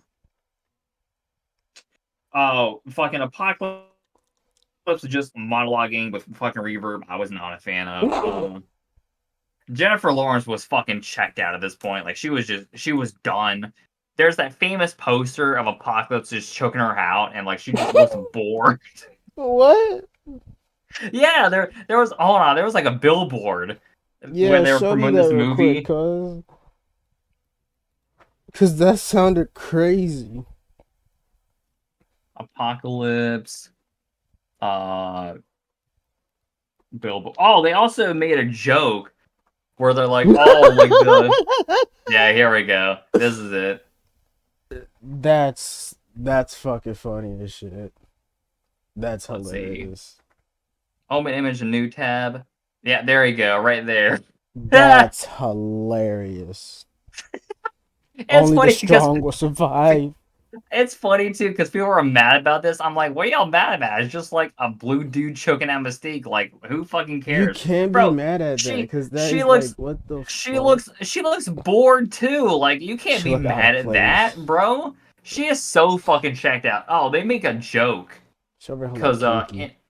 they make a joke in the beginning of this movie because they got back from seeing Return of the Jedi, and they were like talking about how like the first entry and the second entries are usually good and the third entries aren't really great, which is funny because this movie wasn't that great either. So I'm like, aha, y'all played yourselves. But yeah, no, fucking another thing was there's just so much shit. This is the movie where Charles Xavier finally went bald. I don't know why they chose my. Maybe this is just me. I just assumed he just lost his hair due to old age. I didn't think Apocalypse had anything to fucking do with it, or like whatever fucking transfer he was doing at the end It really should. made that shit. Like I just that to me was weird. I always assumed he just lost his hair due to age, but what do I know? Uh, it's something where like so he had that, and I'm struggling. I'm struggling to find other shit. I just overall, there are some things I liked. I can't call it a complete piece of shit because, like I said, Psylocke, the Wolverine scene, and Oscar Isaacs are both great things about this film. Other than that, couldn't give a Garbage. damn about it. So then Next. after that, we have Logan, which is a loose retelling of Old Man Wolverine or Old Man Logan. I don't Yes, need to say anything. sir. I don't need to say anything. Yes, It's S tier. sir. It's That's how fucking we S do it tier. here, bruv. It's S tier for a reason. It's something where like when it was announced that Deadpool and Wolverine was gonna happen, people were like, "Y'all better fucking not undo Logan," which Kevin Feige was like, "No, no, no, guys, don't worry. It's before this. Like, don't worry." So I love how it's like a western in a way. It's violent. It's gritty. They have a whole like road side story. Charles Xavier having dementia and him like if his powers go out of control, he can like kill people. It's hinted that he killed the X-Men. So Imagine. this is a dark, bleak world where like most of the mutants are dead. They're all trying to like survive. I forgot the guy's name, but like the guy who plays like the human villain character that's hunting down Logan, he's great. I seen him in a bunch of stuff so far, and he's a really good actor. Uh, Wolverine being like a limo driver was fun. X-23 was cool to see. Cause I only like read her in comics, but like seeing her in live action, and I think that was like that chick's first role, and apparently like they're talking about bringing her back, so that'd be cool. Uh, but yeah, it's something where like I can't sing this movie's praises. For me, the best superhero films are the ones that transcend the superhero genre and they embody like other genres. So like the Batman, for example, is like a detective movie that so happens to have Batman characters. Mhm. Which kind of Logan makes sense. is a western that just happens to have X-Men characters in it. Like those are the movies I like because they just they go beyond just the normal superhero tropes and they like embody their own identity because of that. So Logan S tier, I like the fact that we finally got to see him hack and slash people in like the most grisly and violent ways possible that we've been like wanting. Man, was going crazy. So He was going crazy. oh yeah, for sure. So Logan S tier for sure. Now, Deadpool 2. It was alright. It was so I'm gonna be honest. This one is weaker to me because I'm sorry, but the kid that we're focusing on is just too much of an asshole for me to like really root for Deadpool to like befriend him and turn his life around. It's just something where I'm like, I fucking hate this kid. He's a punk. I don't like him. Like, what? Why did we kill off Vanessa? Like, that was my thing. Like, why the fuck did we kill fucking Vanessa off and just like, focus on this kid instead? When like I felt like that was a weaker story compared to like the love story. So, Cable I thought was pretty cool. Domino was cool. I have to nitpick this. Nitpick, nigga. Zazie Beetz is good as Domino, but this is something where like I don't know why this is becoming a trend, but all these goth comic book characters are just not being goth. Like they aren't being portrayed as goth. Like if anything, they're like on goth. So like with Domino, the Zazie Beetz one is she just has like a white dot on her eye. Let me show you what this character looks like in the comics. So Marvel Comics Domino. This is the character I'd rather see on screen. I don't know about you, but like that's the one I want to see. Then Like what does she look like in the Zazie. other movie? So in Deadpool 2,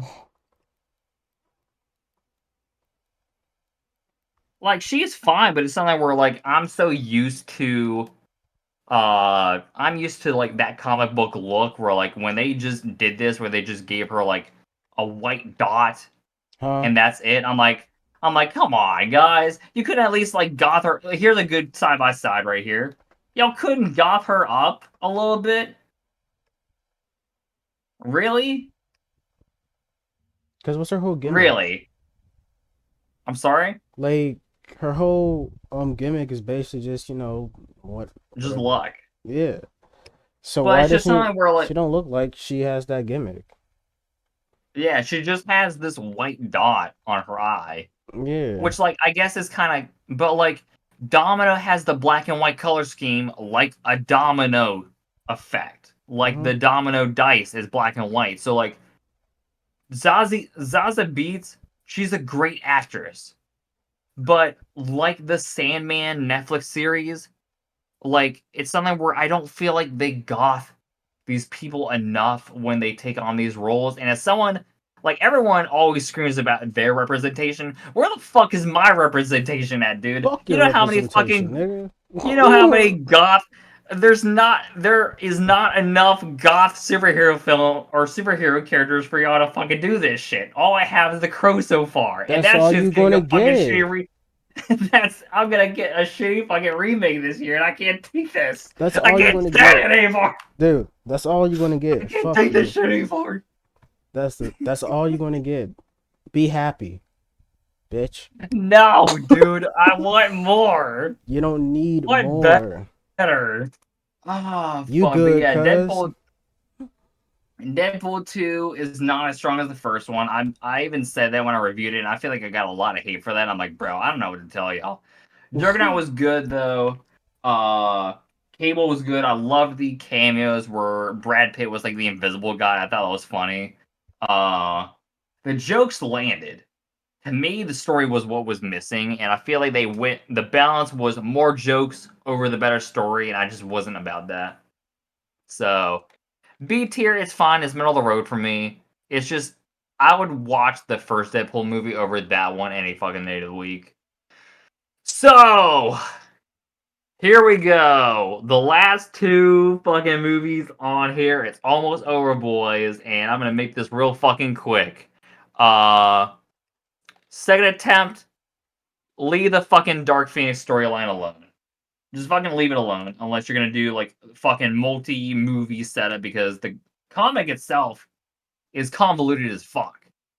Like you got the whole like Jean Grey thing. You have Madame. I think you had Madame Pryor or whatever her name is, like the fake Jean Grey character that became the Goblin Queen. You had Cable. You had all this shit. Like it's fucking convoluted. It is the most convoluted fucking X-Men storyline I've ever read in my life, and there's no way that you're gonna like make this work 2 times in like a single movie format. Let alone letting the same fucking guy handle it. The same guy who wrote the X-Men Last Stand script got another shot, and he's like, "I'm gonna make this better. I promise, guys." Failed. That shit fucking, it was something where like I went into the theaters and I was like, well, let's see how this shit ends. And bro, no, I could tell you looking at the screen, it seemed like everyone just did not want to be there that day. Everyone knew that like this shit was getting shut down. That Marvel, like Disney had acquired Fox. They're like, we're just fucking waiting to get this over with at this point. Jennifer Lawrence was checked out during Apocalypse. She is just so fucking done that she just told them, she's like, just fucking kill me. Kill my character off. Get me the fuck out of here. I'm tired of So shit. they do. It's funny too because they showed her like death in the marketing so heavy that like it's something where like I think Double Toasted was reviewing it. I was watching it live, and someone mentioned that like she died, and they like got mad at him. I was like, well, I fucking already knew that in the marketing, bro. Like, what are y'all getting mad at him for that for? Like that shit was, they spoiled that in the marketing. They wanted to let you know that she is not making it in. So everyone just wanted to get out of there. The CGI was not that great. The storyline was just muddled and messy. Jennifer Lawrence had a cringe ass fucking line where she was like, "Well, it seems like all the women are the ones doing things around here, so we need to rethink this X-Men name." It's like, oh Christ. Oh, brother. But this is another movie. Once again, going back to Trouble Productions. Originally, this movie was gonna have the Skrulls, but then Captain Marvel came out, and they're like, "Fuck, we can't use them. All right, we gotta like make up this different like shape-shifting alien race." I don't even know why they bothered, because like Logan and like another movie, like they had the same character. They just like did different interpretations. Just like fucking no one complained about Quicksilver. How like you had Quicksilver in the MCU, and then you had the Evan Peters one. Like no one was bothered by that. In fact, they were like, well, the Evan Peters one I like more. So, but yeah, it's just everyone was just done. It felt like there was just a long, just mournful, just like let's fucking get this over with kind of thing. Uh, and it was just that sad day in the theater. But we got one more movie, a movie that I feel like a lot of people forget about, and I don't blame you for that. Because New this movie, Mutants. Huh. New Mutants, was a movie that was delayed for 5 fucking years. Once again, talking about Trouble Productions. This was, so I remember this was marketed as like a horror movie. I'm like, all right, cool. That's like I like that the 20th Century Fox X movies like had different genres, were willing to risk. They were willing to like take different risks for different genres and shit like that. So when they marketed it as a horror movie, I'm like, all right, I was like, all right, like let me see what they do. Delayed, delayed, held back, delayed. Disney acquires it. They don't know what the fuck to do with it. COVID happens. They're like, all right, fuck it, just throw this out, whatever.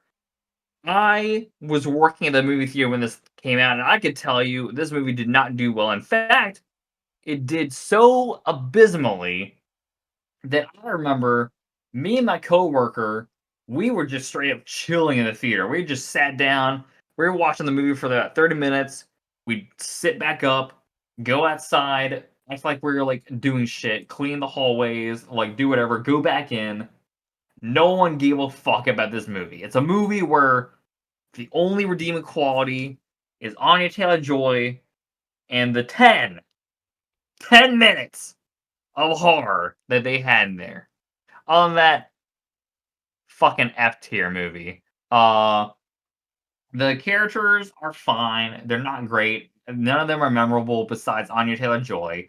They're trying to do this whole mystery where it's like, oh, who's putting all these who's putting these images in our heads and all this shit. It's like, oh, gee, I don't know. There's like a main character who she doesn't know what her powers are. I wonder who could fucking be.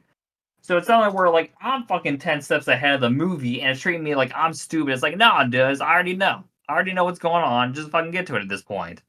The fact that, bro, this movie was marketed as a horror film. There's only 10 minutes of that shit. I felt like I was lied to because it's more of like a teen romance film with some like Breakfast Club elements. Bro, fucking besides Anya Taylor-Joy and besides the 10 minutes of horror, this movie was fucking garbage. They had the Stranger Things guy, the guy with the long hair, like not the rocker dude, but like the brother character from Stranger Things. He's in it, but he has like a weird southern accent that I didn't think worked well. The CGI demon bear thing I thought was a horrible effect and like a bad final like enemy kind of thing to do. It's just it's funny too because they set up for another movie and I'm like, oh yeah, no, y'all done. Y'all fucking done. This is like the last fucking swan song of the X-Men 20th Century Fox movie, but we got one more maybe. Hopefully it's good. I don't know. I'm gonna wait for the reviews to come out because I'm fucking jaded by Disney at this point. So S tiers are X-Men 2, The Wolverine Extended, Days of Future Past, Road Cut, Deadpool, Logan. A tiers the first X-Men, First Class, the Theatrical Wolverine, Theatrical Days of Future Past. B tiers Deadpool 2, D tiers Last Stand, Origins, Apocalypse, and then F tiers Dark Phoenix and New Mutants. So there is my fucking rundown of the Fox X-Men movies and where I had them ranked. Let me just ask you out of curiosity, man, where would you rank them? Like I can move this shit around and have it to like where like what you would have. Or I guess I could like see if There I are can some copy movies this. I never really seen. The only movies So I seen was the Wolverine, Logan. I seen some of Deadpool. I mhm, think I seen X-Men First Class. I don't remember. It's been a while, right. and that's pretty much it. Like I So seen out of some the of The Last Stand, but I don't remember that movie like specifically. So out of the ones you remember watching, or the ones that you have like more details about, how would you rank them? Logan S tier, Wolverine Okay. A tier, Deadpool Okay. dead tier because that movie just I'm on crack with that shit. Fair enough. But yeah. But yeah, that's my tier list. That's his thoughts on it. Hmm. So I think it's your turn for Oh the tier fucking list. boy, give me a moment. 'Cause I got some stuff about. For this tier list, we are breaking it down into parts because we ain't gonna get through this shit a lot.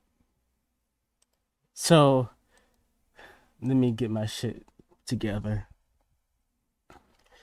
Alright. First let me screen share my shit to you.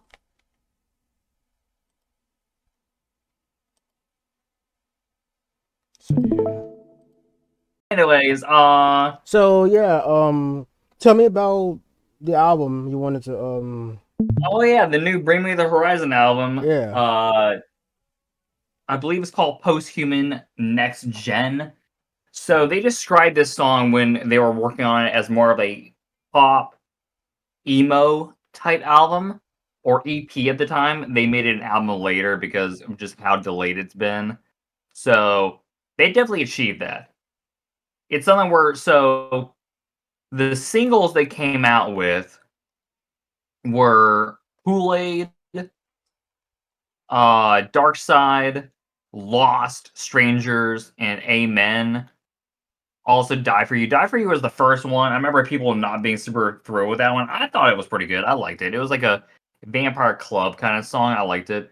But I'm in the minority with that. So this has been an album that was 4 years in the making because Survival Horror, which was the EP that had Kingslayer and all that in there, that came out in 2020. I remember exactly when it came out. I was telling you this off air. I went to a friend's Halloween party in 2020, and it just came out, so I was spinning that record while I was hanging out with my friends. Hmm. So originally, Ollie Sykes said that he wanted to do like a couple of EPs. I think it was like 4 or 5, maybe 6 EPs. Because he said that like working on an album is just soul crushing, where like you make all this work and then it's just out, it's disposable, people listen to it and then they're done and they're moving on to the next thing. So he wanted to do which a sucks. bunch of EPs kind of together. But I guess with the making of this one, it just got so delayed where it took 4 years for it to come out, where they're just like, fuck it, let's just do an album. 16 songs. Jordan Fish, I think, ended up leaving the band at some point, or he parted ways. He was their like electronics, and they're like so their keyboardist, the electronics dude, and then like he would back up sing live. Uh, if this is them without Jordan Fish, holy fuck. So 16 tracks. A lot of these have OSTs, which is just like little sounds that kind of get you to the songs. This is way more conceptual than survival horror. So from what I've gathered, the whole concept of this album is you have a AI called Eve, where she pretty much does research on humanity, realizes that we're on a path to extinction, and like wants to take over to like kind of help us and build a utopia. So that's pretty trippy, but based on, current events, the world and all that stuff, it's very fitting. Yeah. So there's a bunch of AI, there's a bunch of religion, all that kind of stuff thrown into the album, because like one of the ways that Eve kind of takes over is through religion and all that shit. So I remember, I don't know if I brought this up, but there was like a tour poster where Bring Me the Horizon used a line where it said, "If Jesus Christ returns, we'll just kill that fucker twice." That ended up being in a song lyric. And what's funny is that seemed to piss off so many of these quote unquote Christians that were fans of Bring Me the Horizon that clearly never heard a fucking song of theirs at all. They just wanted to be mad about something. Melanie Mac being the like easiest example of that, where she's like, "Oh, I was looking forward to this song. I heard all the singles, but now this is so blasphemous. I can't listen to it." It's like, so you mean to tell me you listened to Amen, the song with Glassjaw, I think? Yeah, Glassjaw, Lil Uzi Vert, where they're pretty much using the whole religious thing as like a pointing the finger kind of thing, and that went over your head. All right, yeah, sure, sure, You're a big fan of Bring Me the Horizon, whatever. So the album starts off with Dream Seeker, which leads to Utopia. I remember I was telling you guys this song has a total SummerSlam vibe to me, where it's just very arena rock. It just opens up big out of the gate, huge choruses, easy go and listen. Arena anthem rock is definitely what I would kind of consider this song. It's very easy. It's catching. It's catchy. It's something where when I perform at the amphitheater again, I'm definitely spinning this track because it's such a good way to like start a show. I wouldn't be surprised if they like use this song to like start everything up, but like What song you talking about again? What was it called? Utopia. Alright. I'll make a I mental would note of that. I would play these, but Bro, I'm worried about you getting copyrighted, so I mean what bro, I could do is I could probably play these in the background while I'm talking about them. oh, that new album of Bring Me Horizon slaps. Oh yeah, for sure. So I'm gonna have the volume low. I'll play the songs while I talk about them to kind of get my thoughts going and kind of like But uh Wait, y'all still do that. recording? Yeah. Yes. Ain't no way. Like Dang, I just dropped. the thing is, I broke it up into Yeah. like Oh, different sections. So like we had the tier list joint, and then we have stuff like this. no. Yeah. So I just came in like, yeah. Mm-hmm. Like you Yeah. did a So, run but yeah. So the Dream Seeker one leads right into Utopia. What I love about this album is the transitions are just so seamless. Like it's something where if you just play it by itself, each song just connects so well with each other. Just doing this. So yeah, Utopia, very big SummerSlam kind of vibe. WWE's not gonna have the balls to like use this. I'll use it for my universe mode when I get to SummerSlam. Don't worry about it, guys. I I was got you. thinking about using it for what about you? Yeah, like it's so good. Like it's something where like especially the beginning where it just kind of like builds up and just boom explodes. I'm like, dude, this is such a good like arena rock kind of song to use for like a pay per view. So I love that one a lot. It's very easygoing sounding, very catchy. Then we have Kool Aid, which was one of these singles. I This like is it. I like it. By the way, Kool-Aid, my favorite one. oh yeah, dude. Out of all the singles that were released before the album came out, Kool Aid was definitely my favorite one, along with Dark Side. Uh, I Kool like Aid is just so fucking crazy. There's like so much. The production in this album is just nuts. It's something where when I'm high and I'm listening to this, I'm picking up on so much shit because my senses are heightened. I'm like, how the fuck do they like put all this shit in here and make it sound so good? Like, this is an album where if I were to describe it, it's a mixture of different emo genres that all seems to work so fucking well. Where I listen to this, I'm like, what fucking music can I make at this point, dude? Like, what can I possibly fucking do that this album has already done? right. But Do a lot. Kool-Aid's really good. I think this is like the first song they announced where Jordan Fish left the band, but like this part where like they do the glitchy like vocal effect and like the breakdown is just so fucking sick. So Kool-Aid is really cool. It's like the guitar solo goes crazy. Top 10 Statues That Cried Blood. This was one of the songs they teased when they were going to do gang vocals for one of the songs at a live concert. Uh, a very catchy chorus. Very hyper pop kind of sound. It's just, it's really, I can't say enough good things about this album. So we go to Top 10 Statues That Cried Blood, where it's like kind of hyper pop emo sound. And then we get to Limousine featuring Aurora, which originally was going to be Billie Eilish, but she wasn't able to like do it, which I'm not the biggest Billie Eilish fan anyway, so I'm not bothered by that. But we go to Limousine, which just straight up just sounds like Deftones, but they make it 10 times fucking crazier. Especially towards the ending where like all he's just screaming, does it make you sick? Like it's so Ollie's screams have just gotten so much better over time because I know he like kind of stopped around like he didn't do it as much in That's the Spirit and he completely stopped around Ammo, but now that he's kind of brought it back from survival horror and like this album, his screams have just gotten so fucking crazier. Like it's just nuts.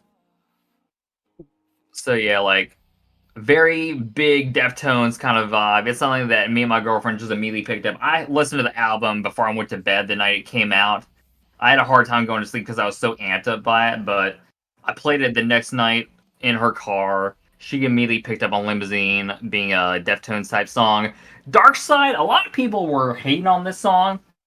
I think it's fine. It's like a very like easy, simplistic song. Like I know it's like not a Well, good thing to say about it, but it's an easy song that works and it's just such a chill song. You need songs that are either chill or atmospheric to break up the oh, heaviness, in my opinion. well, honestly, Dark Side really is an underrated one in the album. Honestly, Yeah. very, They very highly underrated. they also like when they perform this song live, they have a intro to it that's really fucking cool that I like. So then we get to A Bullet with My Name On, which has Under Oath in it. So very Under Oath vibes, very like early emos, 2000s metalcore. This is a song where it had that like Jesus Christ line, which funnily enough the Under Oath guys do, and I think they're Christians, so that's fucking hilarious. But You're right. very Very cool song. Lots of really good vocal melodies, especially from Ollie, where he does like a lot of different like vocal styles. Especially this part where like he just goes up with like his vocal range. And like there's a bunch of glitchy effects. Honestly, the computerized effects and shit like that are just so good and it helps kind of tell that like AI story throughout the album. It's a very vibey. I vibe with Oh I yeah, for vibe with this sure. song, honestly. Yeah, it's really sick. Then OST Spiritual kind of is just like it's a transition after Bullet with My Name on, where like they actually reference the band's logo, which I think is like a hexagram or some shit like that. But like very vibey, very weird, very religious undertone type song. So I know the Christians would have definitely been pissed off about this one for sure. Love to Oh see it. But yeah. but yeah, like Quote it's got like a very EDM vibe to it too, which is really, really sick. But NA, very like kind of pop punk sounding song where it kind of has like a day to remember kind of vibe. But this is a song where the crowd did like the gang vocals for, and it sounds really sick when that part comes in, where you just have like a whole arena just like shouting at Ollie. Like that's pretty cool. This my girlfriend compared this to a song called "Bullets" by Hollywood Undead, where it's very like it's got like a very cheerful kind of vibe, but when you read the lyrics, it's very fucking dark, which is cool. I like that. I like when bands do that. That's something that like Water Parks does a lot, where they are very cheerful sounding, but you listen to the lyrics and you're like, oh fuck, this is dark as hell. Then It be like that Lost, sometimes. which I'm gonna be honest, out of all the singles, this is the one I did not like the most. But listening to the whole album, going from NA to Lost, I'm like, you know what? This actually flows really well. I'm not too much of a hater. The song by itself, though, nah, not for me. Hmm. Like I appreciate what they're doing, but it's not for me. I've heard a version where like when it gets to like the kind of glitchy breakdown, Ollie's just screaming "What the fuck," but it's just not in the song at all. So whenever that part comes, I'm always just trained to like do that. Hmm. So like yeah, that song is pretty cool. By itself though, not a fan. Strangers, I like. This is like a Strangers. very Strangers like has like a very like early 2000s emo vibe where like it's very like 3 Days Grace, Linkin Park, that kind of vibe. Oh my. It's very mellow, but it's also very heavy when it comes to like the lyrical content Can I and all talk that about shit. that Pretty song real much, quick? yeah. That song really made me cry. So Yeah, like, dude, it's such a heartbreaking song, so especially like, Hey, when you like. so hold on. So I'm not the only one, right? I'm not the only okay, one. but hear me No, out. But no hear me out. way. Hear me out. I listened to the song when the single came out. I listened to it. Right. I was fucking about to be bawling I my think eyes out, this bro. was the second single to come out after Die For You. So I remember when this came out, I'm like, oh, this is gonna be an interesting EP. This is before I knew it was gonna be a fucking album. So like Uh, I was still under the assumption it was an EP, and when they were like released 6 songs, I'm like, wait, how many more songs do we have left on the fucking EP at this point? And then they're like, here's So an album. They announced that Thursday in the middle of the day, they're like, new album out at midnight. I'm like, what the fuck? Alright. yo, mhm. then I was about to go to sleep when it dropped. Then they're like, oh wait, hold on. Yeah. But yeah, like it's such a heavy song lyrical wise. It's pretty much has to do with like mental health and all that shit, which is really important nowadays. Yeah, especially with mine, Uh, because mine is fucked up. So basically, so like that so yeah, you song definitely really like hit vibe with me. it a lot then. Yeah, that shit hit me Speaking of like a vibes, this is train. the shout out to my haters type song, RIP Dustcore remix. This is something where with a certain you know who, if his promotion died, I would just be fucking dancing on that company's grave while this shit's Oh playing. Jesus Christ, yeah. I got a But yeah, meme for you, Zach.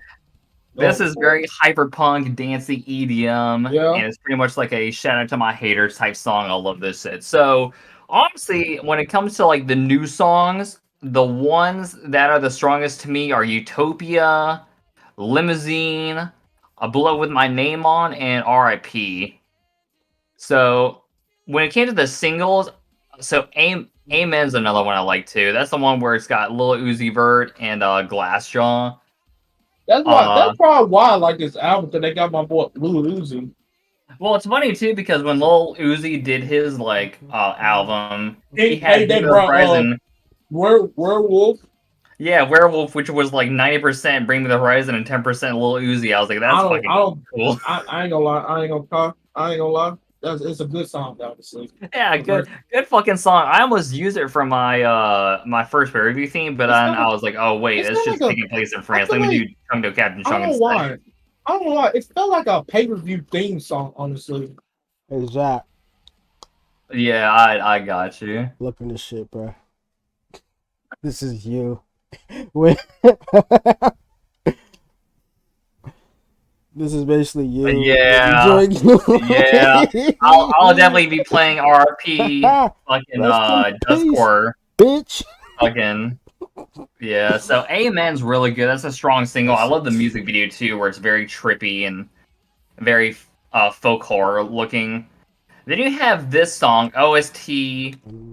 I don't know if I can say that on air, but say it. It's on.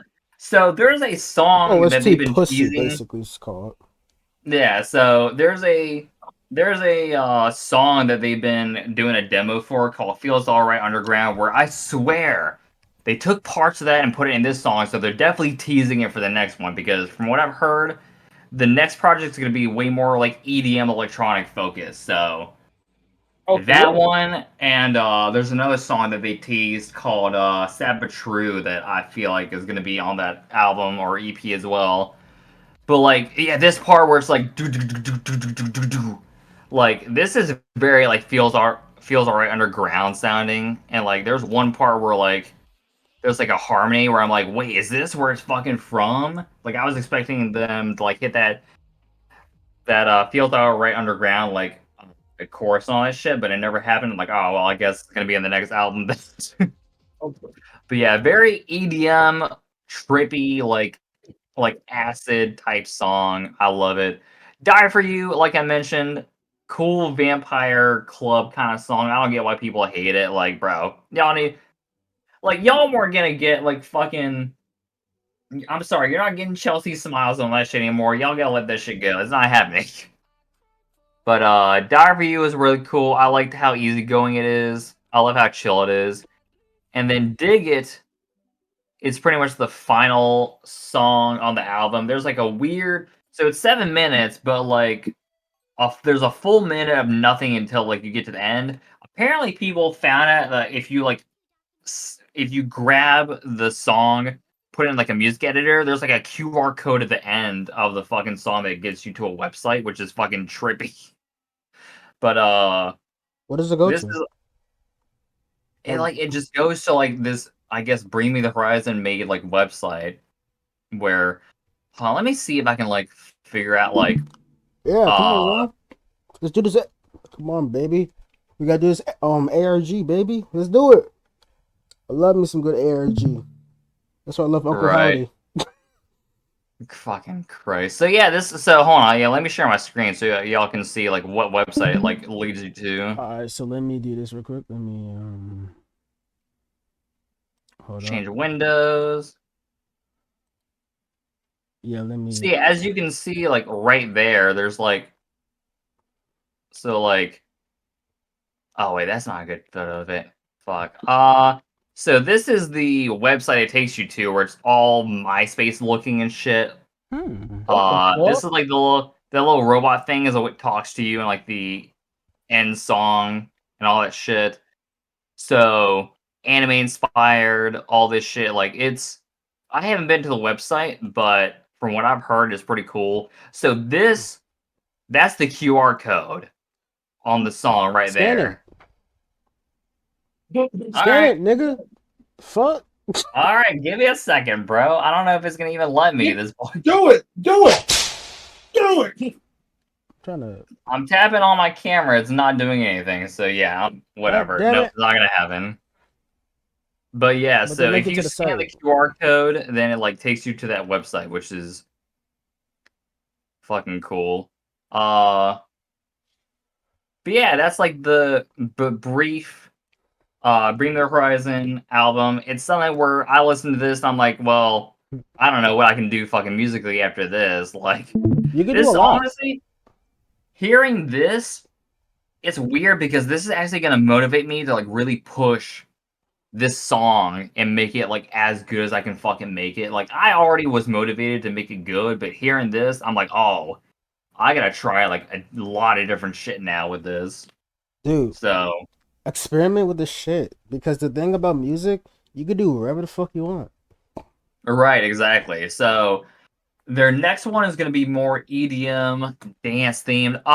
I guess I can like play a little bit of the songs I mentioned that I thought or I think that they're teasing.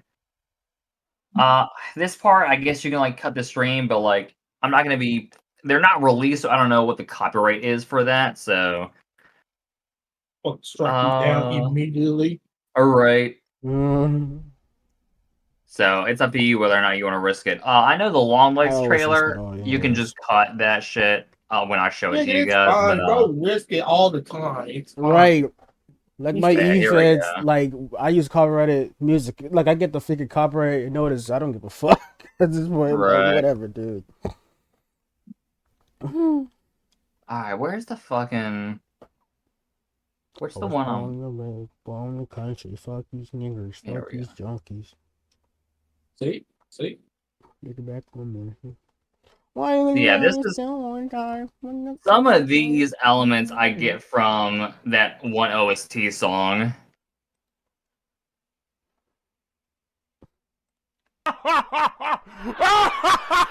So, like, there's definitely moments where I hear this shit in the other song where I'm like, alright, hold on. I mean, I don't hear anything, but okay. Damn. Oh, am I not sharing my screen? No. Oh. Blood. He was just over here vibing and shit, and you just. Bro, My- yeah. My bad, my bad. Alright, here we wish I go. could I'm show sorry. that, bro. I'm sorry. I'm sorry. Here we go. Here we go. That's This is funny. sorry. As hell, yeah. Bro, the did not context of cook. what I was fucking Bro, talking did not about. cook. This nigga is not I cooking. should have like showed the fucking screen, though. Here we go. Alright, here we go. Damn.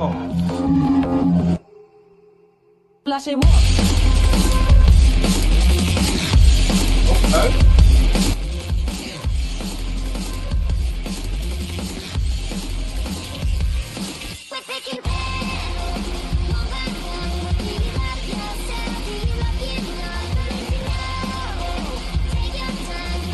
Feels alright underground.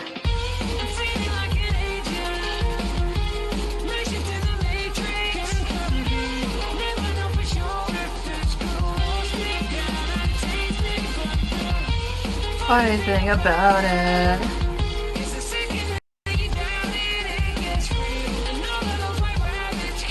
Find it just like magic, just like.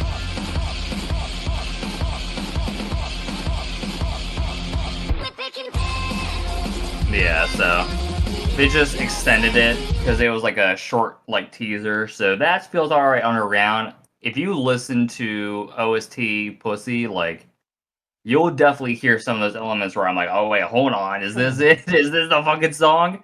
Another one is Sad But True. This is one I really want to fucking hear on the new album. Here we go. Oh Fucking hell sad. yeah! Give me that fucking team alignment ass fucking ass. Yeah, fuck that. Here we go. Let's fucking go, baby. Fucking god damn it! Fuck this shit, bro. YouTube. They really cracking down like a motherfucker for real. Alright? Damn. I fucking had my ad block and it's still not Hey, doing anything. hey, What the fuck hey, is this? man. They are Bro, cracking the Imagine you gotta pay for down. ad block. Pay. There are the some ad. sites just like that. Like you could pay for. Well, ad fucking block. Opera is supposed to have its own fucking like built-in Opera. ad block that's not working. Here we go.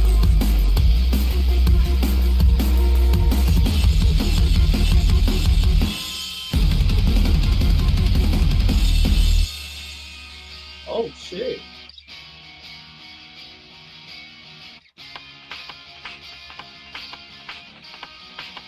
You know it's sad but true. Hey, yo!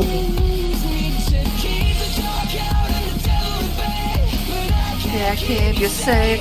I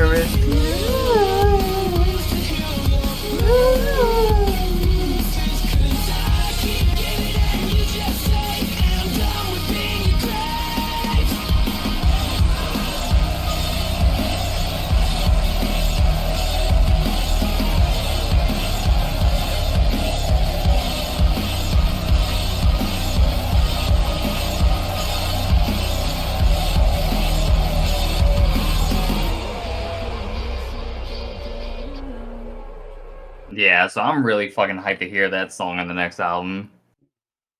Anyways, one more thing, and then we can just kind of like bullshit around, I guess.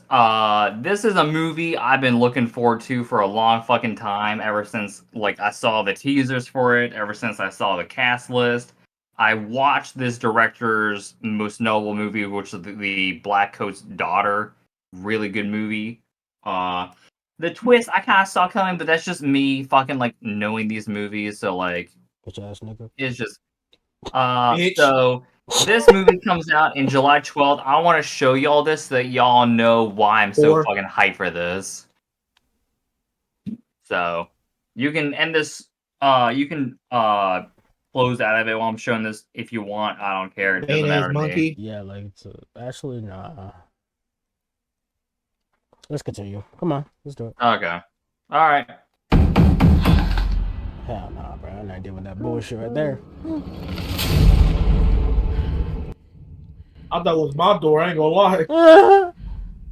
Imagine.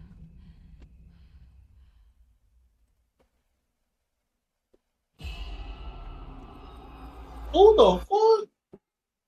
Neon. Isn't it scary being a lady FBI agent? Damn. Long look. A letter was left with the bodies. Signed with one word.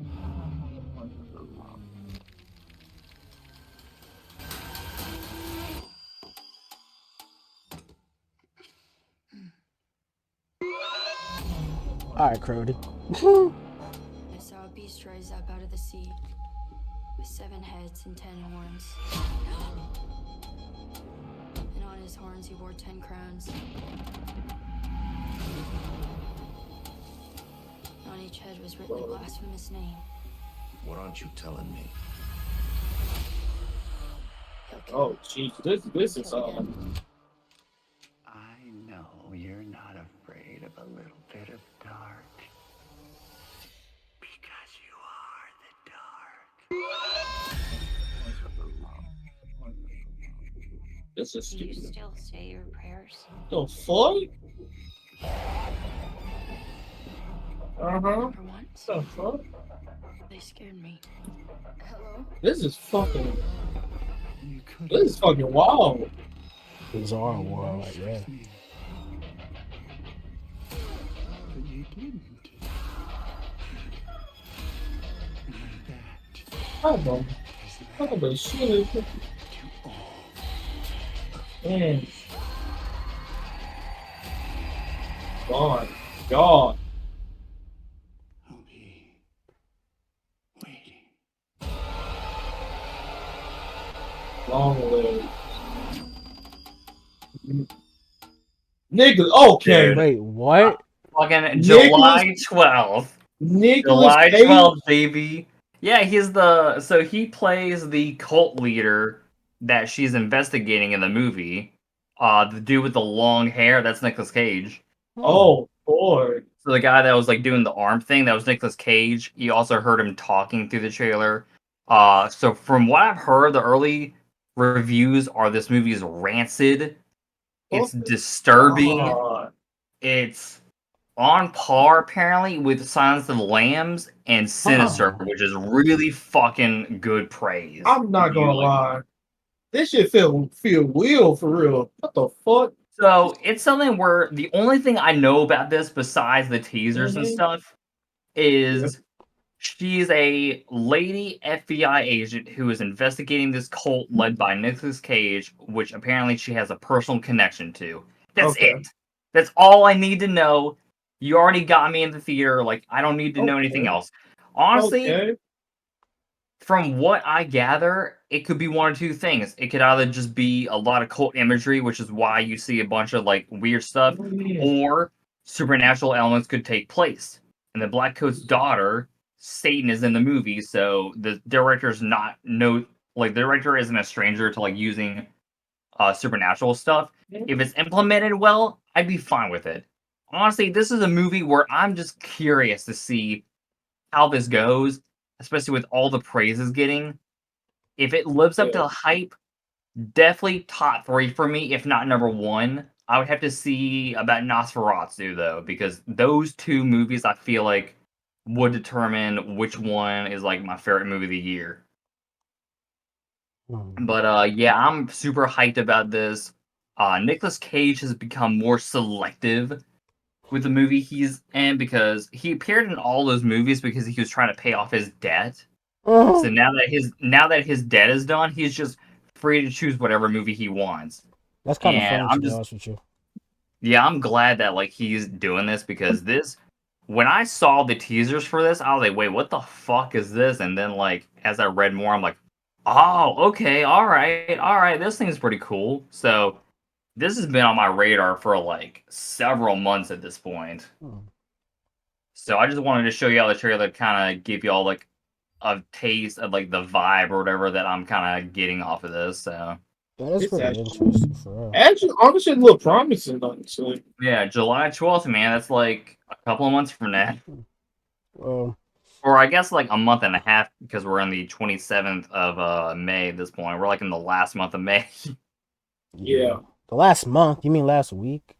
or yeah, last week. My Nigga said bad. last month of May. Bro, I'm fucked up. What do you want from me? It's okay, man. I'm just It's saying alright. that's kind of funny. But I want to talk about an album that I listened to. Okay. This is an old album. This came out. I gotta look back. This is a hold up, Kendrick Lamar because so I listened to Mr. Morale and the Big Steppers, which came out in 2022. Okay. So I decided to listen to it because you know the whole Drake and Kendrick feud, right? Which Kendrick won by Mhm. a landslide anyway. But I listened to the album and this album tore me the fuck up. Okay. Like it's really good. Like I'm not like it's hard for me to dissect it song by song because there's a few songs that I want to talk about more because this nigga is the most artistic guy I've ever seen in my life. Like this man made art with this shit. So from how I see things, there's two sides of the album, disc one and disc two. I think disc one is him like how he is. Okay, here's how I see it because I kind of have like a theory behind the album. Disc one is basically what's going on in his personal life, like you know him being a father, him doing this and that, trying to live life, but like during times things are kind of breaking down, like things are kind of fucking up a bit.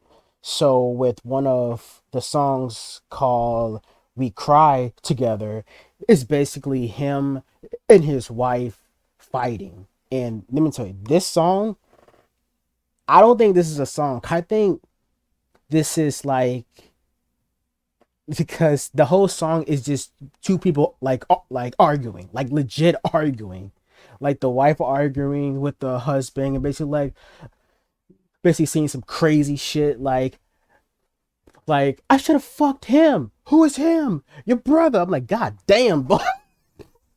I'm like, shit, like yes, they arguing like in their whole lyrical way, but it's legit fucking arguing. Like, fuck you, no, fuck you. Then the whole time things got a little died down a bit, and it turned into some like one of those toxic relationships where it's like you and your missus just going at it, arguing and shit like that. Then y'all end up fucking, which happened. So disc 1 is basically him going through it. Disc 2 is where things get fucking things hit harder. Disc 2 is basically him in therapy. So this starts off with one of my favorite songs, Count Me Out, which had a music video, and the music video did it justice, and it did it fucking a lot differently, because during Count Me Out is basically saying that like, I love it when you count me out. Like, I love it when you try to bring me down and shit like that. There's 2 versions of the song.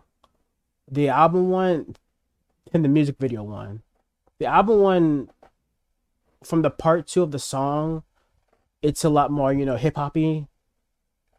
Mhm. But the but the music video version is just piano. There's no switch up, it's just piano of the song.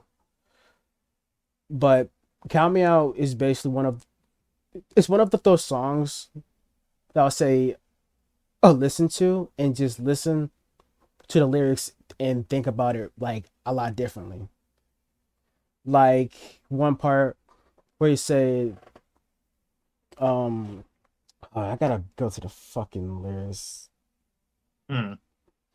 Like, hold on, because this is one of a dissecting that I never thought I will go through with a fucking song, because Jesus Christ. Low Genius. Hold on. When you're at your lowest, tell me where the hoe is at. When you was at your lowest, tell me where the bros is at. Basically, in my opinion, saying that like, when you tell me where the hoe is at, when like instead. I'm sorry, bro. I'm you seeing should- all these AEW Double or Nothing memes, and I'm fucking laughing my Jesus ass Christ. off. But like Oh fuck! but that part I'm killing is basically- myself. Yeah, but that part is basically him saying, you asking me where the hoe is at instead of where your bro's at. Like Wait, where are the bitches at? not Where are like the bitches and titties at? not like where your friends With the at. team in the Jesus Christ, you're not helping me at all. Oh man! I know. Thank you. Welcome, man. But like, it's basically just him saying where your friends at that was supposed to help you and shit. But yeah, so like, then we get to one song. Well, there's 2 songs. One of them is called Auntie Diaries, where like the whole song takes place in a kid's perspective when it comes down to LGBT stuff. So like, as a kid, we were trained at like saying that, oh my god, he's gay, he's a faggot, shit like that. But when you grow up and actually have like a family member who's a part of it, your whole perspective changes. Especially one part where it's like he's at a church and like the preacher condemning his aunt, which was, I think, transitioning to a man, called like vice versa. I forgot, but like the pastor is basically condemning him. Then like little Kendrick decided to stand up for his auntie, saying that we're supposed to say like, love thy neighbor, but you're not showing that love, which is pretty cool. But yeah, Then the one song that tore me the fuck up, Mother I Sober. I nearly cried like fucking 3 times when I listened to that shit because it's basically like talking about black trauma and how like it carries over through time, especially when it comes down to like you seen something crazy happen to your mother, then it just passed down to you, which is it's hard for me to explain it. Like you just gotta listen to it. But overall, this album is a fucking masterpiece, and it tore me the fuck up emotionally. The fact that I've now decided to listen to it, I feel like shit. But yeah. Yeah. Damn, bro. It's a fucking great That's album. that's emotional, bro. You being sarcastic, aren't you? No, no, I'm actually being for real. That actually like that's how you really feel. And I'm going, Yeah. accept it, bro. Yeah, like Yeah. that shit is just There's nothing wrong with that, bro. There's yeah. nothing wrong. There's nothing wrong. There's nothing wrong showing your emotion, bro. There's Yeah. nothing wrong with that shit. But like that shit is just like it's a really crazy fucking album. Like I believe people should actually see it, but yeah. When I see it, but like actually give it a listen. Yeah. So what the fuck happened at Double or Nothing? Wait, what? I forgot about that, baby. Gangrel, blah. Bro, Jesus Christ. Let's see if anyone has the results out because I'm very fucking curious about that. Like I might The Takashita like I match. might go back and From what just I've watch some of heard. the matches. Let's see. AEW. I know that MJF came back. Like that's whatever. Which is cool by me. It's cool. That's cool, I guess, but like I don't know, I'm still mad at him for the whole Jay White feud, so that's just something I gotta get over, I guess, but I just need to know like Double or Nothing results. Here we go. Do we not have the fucking come on, Wikipedia? Where you fucking at? Gotta do this shit myself apparently. Alright. Fucking AEW Double or Nothing 2024. Double or Nothing. Here we go. Alright. Let's see. Results. So Deonna Purrazzo defeated Thunder Rosa in the pre-show match, and I don't give a shit about that. Daddy Ass Billy Gunn and the Acclaimed defeated Cage of Agony, which is Brian Cage, and the Gates of Agony. Where the fuck those are, whatever. Alright, here we go. Billiam Asprey defeated Roderick Strong for the AEW International Championship, whatever. Bang Bang Gang defeated Death Triangle for the Unified Trio Championship. Juice Robinson came back, so that's cool. At this point, man, Jay White just needs to be like a single star at this point, man. He's been booked to fucking oblivion at this point. My man needs a reset. Yeah. Timeless Tony Storm with Luther. And Mariah May defeated Serena D. That's fucking obvious. I don't think anyone had Serena D actually winning this match for the AEW Women's World Title. Fucking Orange Cassidy defeated Trent Beretta. Whatever. Chris Jericho defeated Hook fucking and Christ. Katsuyori Shibata. So apparently Shibata took the pin, from what I've heard. Yeah, don't you love it? My boy Shibata just living life. At this point. Oh, here we go. Wow, this was fucking. I can't wait to hear Saul Monster about this one because apparently John Moxley beat Konosuke Takeshita, where if Konosuke Takeshita would have won, he would have received a future IWGP World Title at any time, but Nope. Yeah, dude, Got bro, me fucked, nigga. Takesha's gotta leave AEW, dog. You gotta leave. You gotta get out of your contract. You gotta leave. Go back to DPW. Go back to DDT. Fucking go to Dragon Gate. Just get the fuck away from AEW. Go to WWE. I'm T- sure they would treat you way better at this point than fucking Takesha AEW. is not a junior, so I don't think him and Dragon Gate is gonna work out because Dragon Gate is a junior promotion. Well, I mean, Takesha's got to get the fuck out of AEW because they are mistreating the fuck out of him. Like, how? Mhm. What reason is there to beat him? Like, have you guys not fucking done enough to this guy? Like, what do Yes. we fucking? What do we? Like, who the fuck did he piss off backstage to like get this fucking booking treatment, bro? He was Who did he? Who fucking politicked this guy's career this fucking bad where he's saddled with Don Callis and TK's fucking book him to oblivion? Like, what the fuck are we doing here, bro? What are we fucking doing here? Yeah, bro, I gotta hear Solomon Monster rant about that because if he doesn't, bro. Adam Copeland defeated Malachi Black by technical knockout. That's crazy.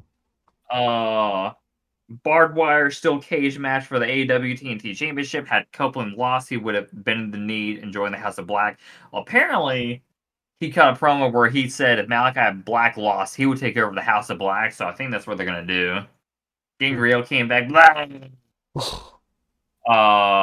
Fucking Christ. Mercedes Moné defeated Willow Nightingale to win the AEW TBS title, and then after that, Chris Statlander returned, and they just immediately went to a fucking like promo or whatever for the next match. So it's like, bro, they don't even let the big moments breathe, dude. Like, what are y'all fucking doing? But yeah, Mercedes Moné waltzing into another company and winning the fucking title in her first match. I'm sorry. I don't want to be a Mercedes hater, but she really makes it fucking hard for me to like her. I'm sorry, bro. Swerve Strickland defeated Christian Cage for the AEW World Title, and then the Elite beat Team AEW in the Anarchy in the Arena match. Which, oh wait, I guess that's still going on because there's no results. It's just that the Elite are taking on Team AEW. So, no fucking idea on that one. I guess we'll see. But I could imagine that the Elite wins because Team AEW sucks. You have Bryan Danielson, Darby Allin, and FTR. Like, bro, Team AEW in a perfect world would have been Kenny Omega. Bryan Danielson's cool. I mean, I don't like that they're throwing him in Anarchy in the Mox. arena, especially. Yeah, Mox. Mox would have been a good one. So Kenny, Mox. Darby Allin just came back from a broken foot and getting run over from a bus. What the fuck is he doing in an Anarchy in the Arena match, dog? And then Dax Harwood and Cash Dealer, bro, fuck them. Cash Wheeler's fine. He's the one with the gun, right? It's just Dax No. Harwood who's the fucking ball licker and the one that always just eats the bait when it comes to WWE mocking them. my man just needs to fucking get off social media, bro. Like it's too easy to fucking like go to him, bro, and he takes it every time. So like he's a fucking ball licker. Cash Wheeler's cool. Like, apparently his charges have been dropped, but I would just have him come out with a fucking like gun gimmick. Honestly, just fucking play into it. Oh, but yeah, I got the Elite winning. Honestly, I'm gonna say this. I'm gonna sound crazy. Jack Perry has actually been improving his promos, where he's not half bad as the scapegoat character. So, honestly, this is what I would do. I would have Hangman Page help the Elite win so that he gets a title shot against Swerve. So, like, Adam Page helps out the Elite. In return, they gift him a title shot against Swerve. I would have that, but they got to set up Forbidden Door, which at this point seems just redundant because, like, who the fuck from New Japan do we even want to see in AEW? We already got Okada. We got Jay White. I need my man's Hiromu. I need Hiromu. Don't you guys want to see fucking Swerve Strickland versus David Finlay? Oh hell yeah! Let me cook. Let me cook. No. You know what? The only thing they can do with Forbidden Door is do Bullet Club versus Bullet Club at this point. That's the only match that you could reasonably do. Other than that, I don't know what the fuck you can like do at this point. But yeah, in case you missed it, Mar, this is my tier list for the X-Men Fox movies. No Oh, idea if you can see that shit, but like that's okay. but yeah, I explained it more when I actually did it, so on the replay you'll be able to catch that. Gotcha. So yeah, I guess we're waiting for the Anarchy in the Arena match result. I don't know. I could totally see the Elite. The thing is, this Elite storyline is just not compelling. Like, it's just something where like the Elite is just too much of geeks to be taken seriously as like this top heel faction. Like, Tony Khan got power driven. That no one cared. Like he appeared on like the NFL and ESPN, but then he like shot his mouth off with the whole like Harvey Weinstein reference. So it's like, all right, like get him the fuck out of there. They attacked Kenny Omega. No one cares. Like, bro, no one cares about this storyline, dude. So like, I don't know what this company fucking does at this point, man.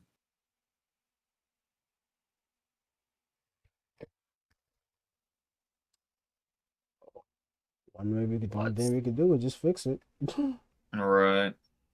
All I gotta do is just have my own little shit and just try to book AEW at this point, because I think I have a few suggestions that Oh, may or may also not Jamie work. Hayter isn't back, so any fucking interest I had in the women's division is just done until she possibly comes back. But even then, I could see them just fucking running her to the ground. I don't know, dude. It's AEW to me. They had to fix a lot of fucking shit. This is like their 5th-year anniversary. This is a way different company than it started off as. They need a lot of shit they need to fix. Oh, you're an AEW hater. Oh. Well, like, alright, bro, like, I'm trying to give them a chance, but like, every time I do, I just fucking get slapped in the face for it. So, like, the same way everyone felt about the Vince McMahon booking of WB, like, until, like, 2019 or whatever, 2020, that's how I feel about AEW right now, bro, where it's like, what the fuck do you guys want me to watch at this point? Because I'm getting nothing out of this program. Jay White's getting booked to oblivion. Jamie Hayter's hurt. The women's division is just trash. One of their best females is stuck in fucking ROH hell, which apparently she's injured again. So Athena's fucking done. Malachi Black, they just have him stuck in fucking like the House of Black shit, which is it's a cool group, but like if you're not gonna have Malachi Black do singles matches to set up feuds, then like fucking just let him. I think with this loss to Adam Copeland, he's going back to WWE. There's no way I can't see him like not going back. Yeah, Let he's Triple not. H He's book not. him. Yeah, he's not staying there for longer. No, he's not fucking staying at all. He's I would gone. I would take my chances with WWE and just be like, look, Hunter, like you worked with me during the Black and Gold era. I trust you. Like honestly, Aleister Black would be a really good foil to the Judgment Day before they split up. To be honest. Yeah, just have him not take over, but just then Honestly, again, if they weren't doing this like White Six thing, I would have Aleister Black make his own group to go up against the Judgment Day, but they're already doing the White Six, so I don't want there to be like 3 spooky teams because that would just be too much. Yeah, too well, much. the Judgment Day is not really spooky for her. They're just They're not Hey, spooky, they're just hot topic, I guess. It's uh, funny because Edge said that they wanted to go spooky with them, and he's like, nah, I'm done. I'm not doing that. yeah. And like Malachi Black, he's technically spooky at this point because Yeah. teleportation and shit. Nigga being yeah. mm-hmm. Man, using voodoo, bro. You know what? Spooky. Here's an idea.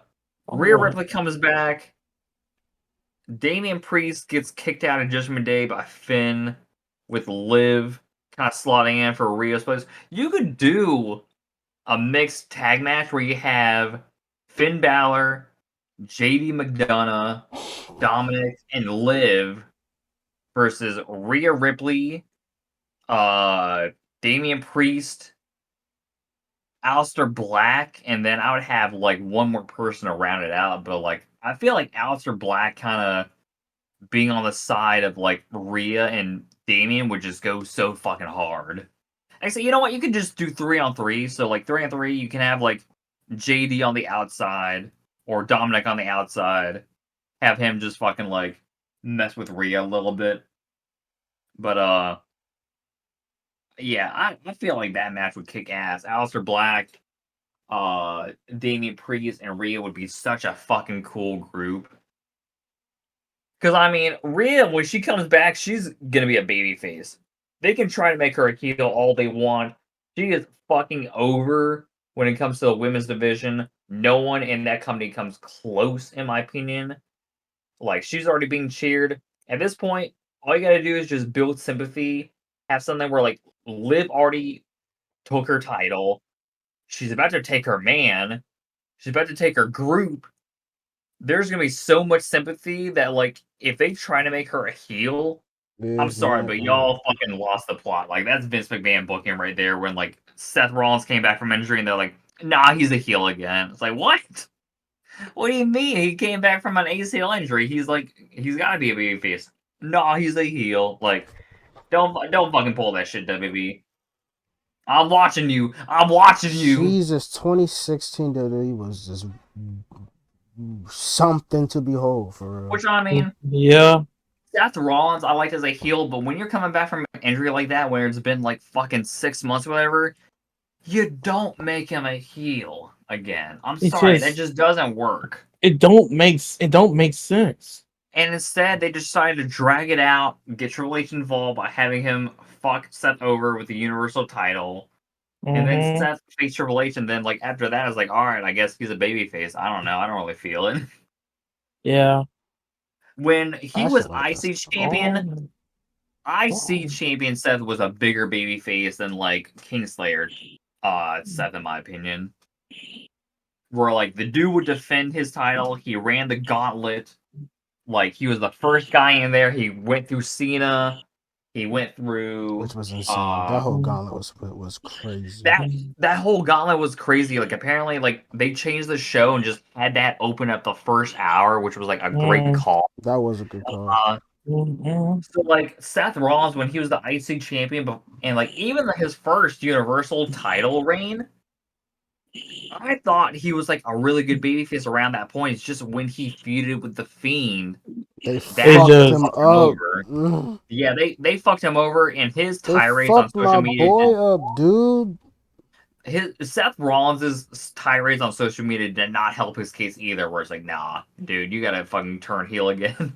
So, what I liked about that is he went with the whole Messiah character afterwards, and he was able to bounce back. That joint. Like the Fiend, though, he got speared by Goldberg, so he was not bouncing. Don't remind me of that bullshit shit that just happened, dude. That shit made me want to cry. Man. That was top 10. Top 10 fucking WWE decisions, apparently. So that shit is fucking sucks. I hate it here. Bro, the Fiend. So fucking WWE gives Goldberg fucking 2 Universal title reigns. And then 2? Yeah. He beat Kevin Owens. Oh, fuck me. Yeah, I remember. Jesus. Yeah. He beat Kevin Owens and they beat The Fiend. I forgot all about that. But yeah, like, so he gets 2 Universal title shots. And then he fucking bitches about Asuka. I was like, alright, bro, fuck you. Nigga, Asuka is more talented than you think, bitch. He's like, oh, like, they gave my undefeated streak to some Asian chick. Yeah, she could whip you. I think her name's Asuka. It's like, here's the thing, bro. though. She could run circles around you, which is funny as shit to me. Yeah, exactly, bro. Kana was a fucking monster in Japan, dude. She went up against Minoru Suzuki. Yeah, dude. And got bitch slapped, which is funny as shit, but still. Kairi Sane is tougher than Goldberg too because she ended up in Lucha Underground and she got her shit pushed in by Penta.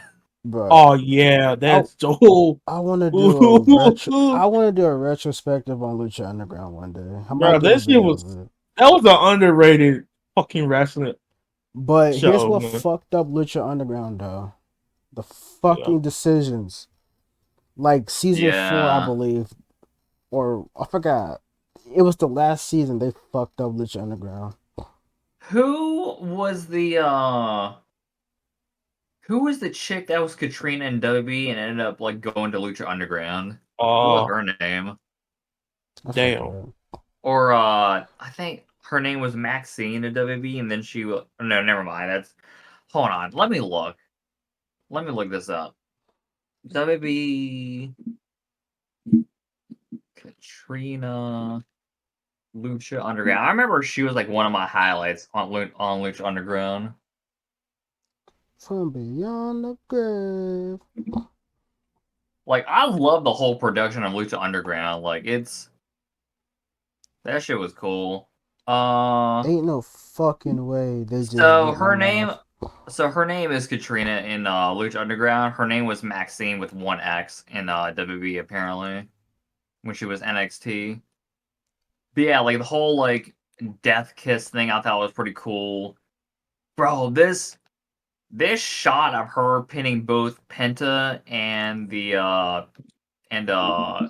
Ricochet is fucking crazy. So how Mm. do I put this? The Elite won, but Uh-huh. this whole match looked insane.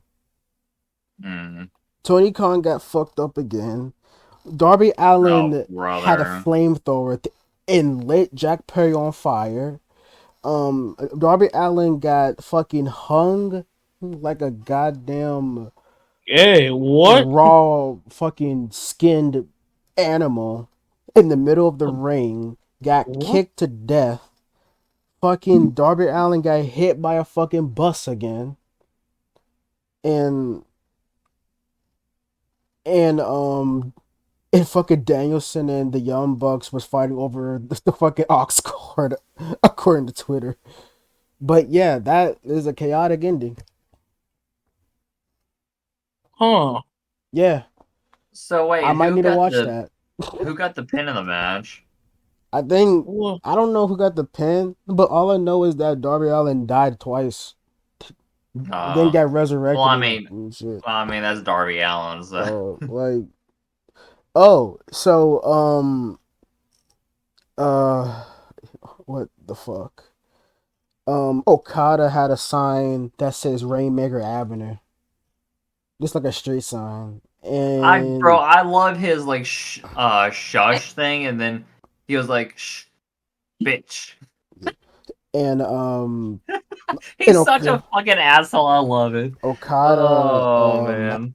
so like Okada had he had an arm sleeve for him to do the Rainmaker, but like on his arm is like thumbtacks.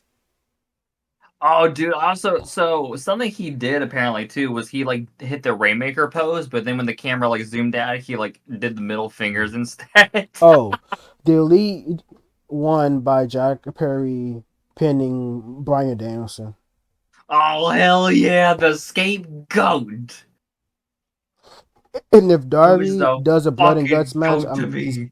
and if Darby does a blood and guts match, it's game over, bro.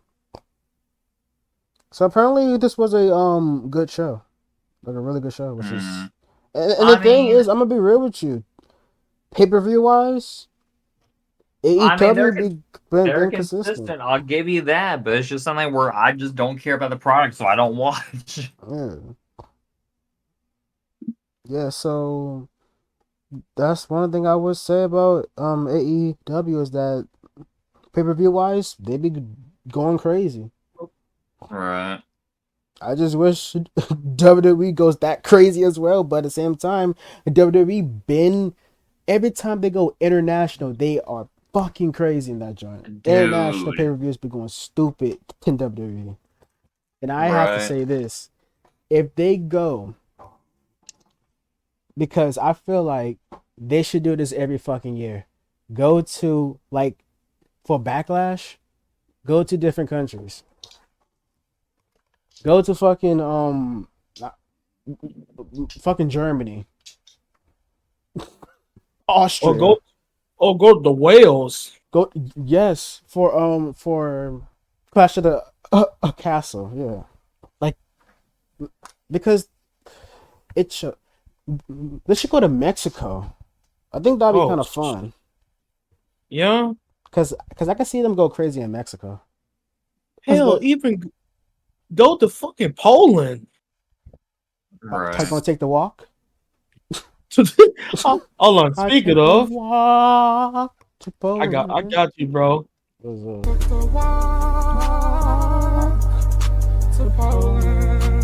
But yeah, like they should do that. So That's gonna be the Poland new national anthem right there. until they legalize the walk. You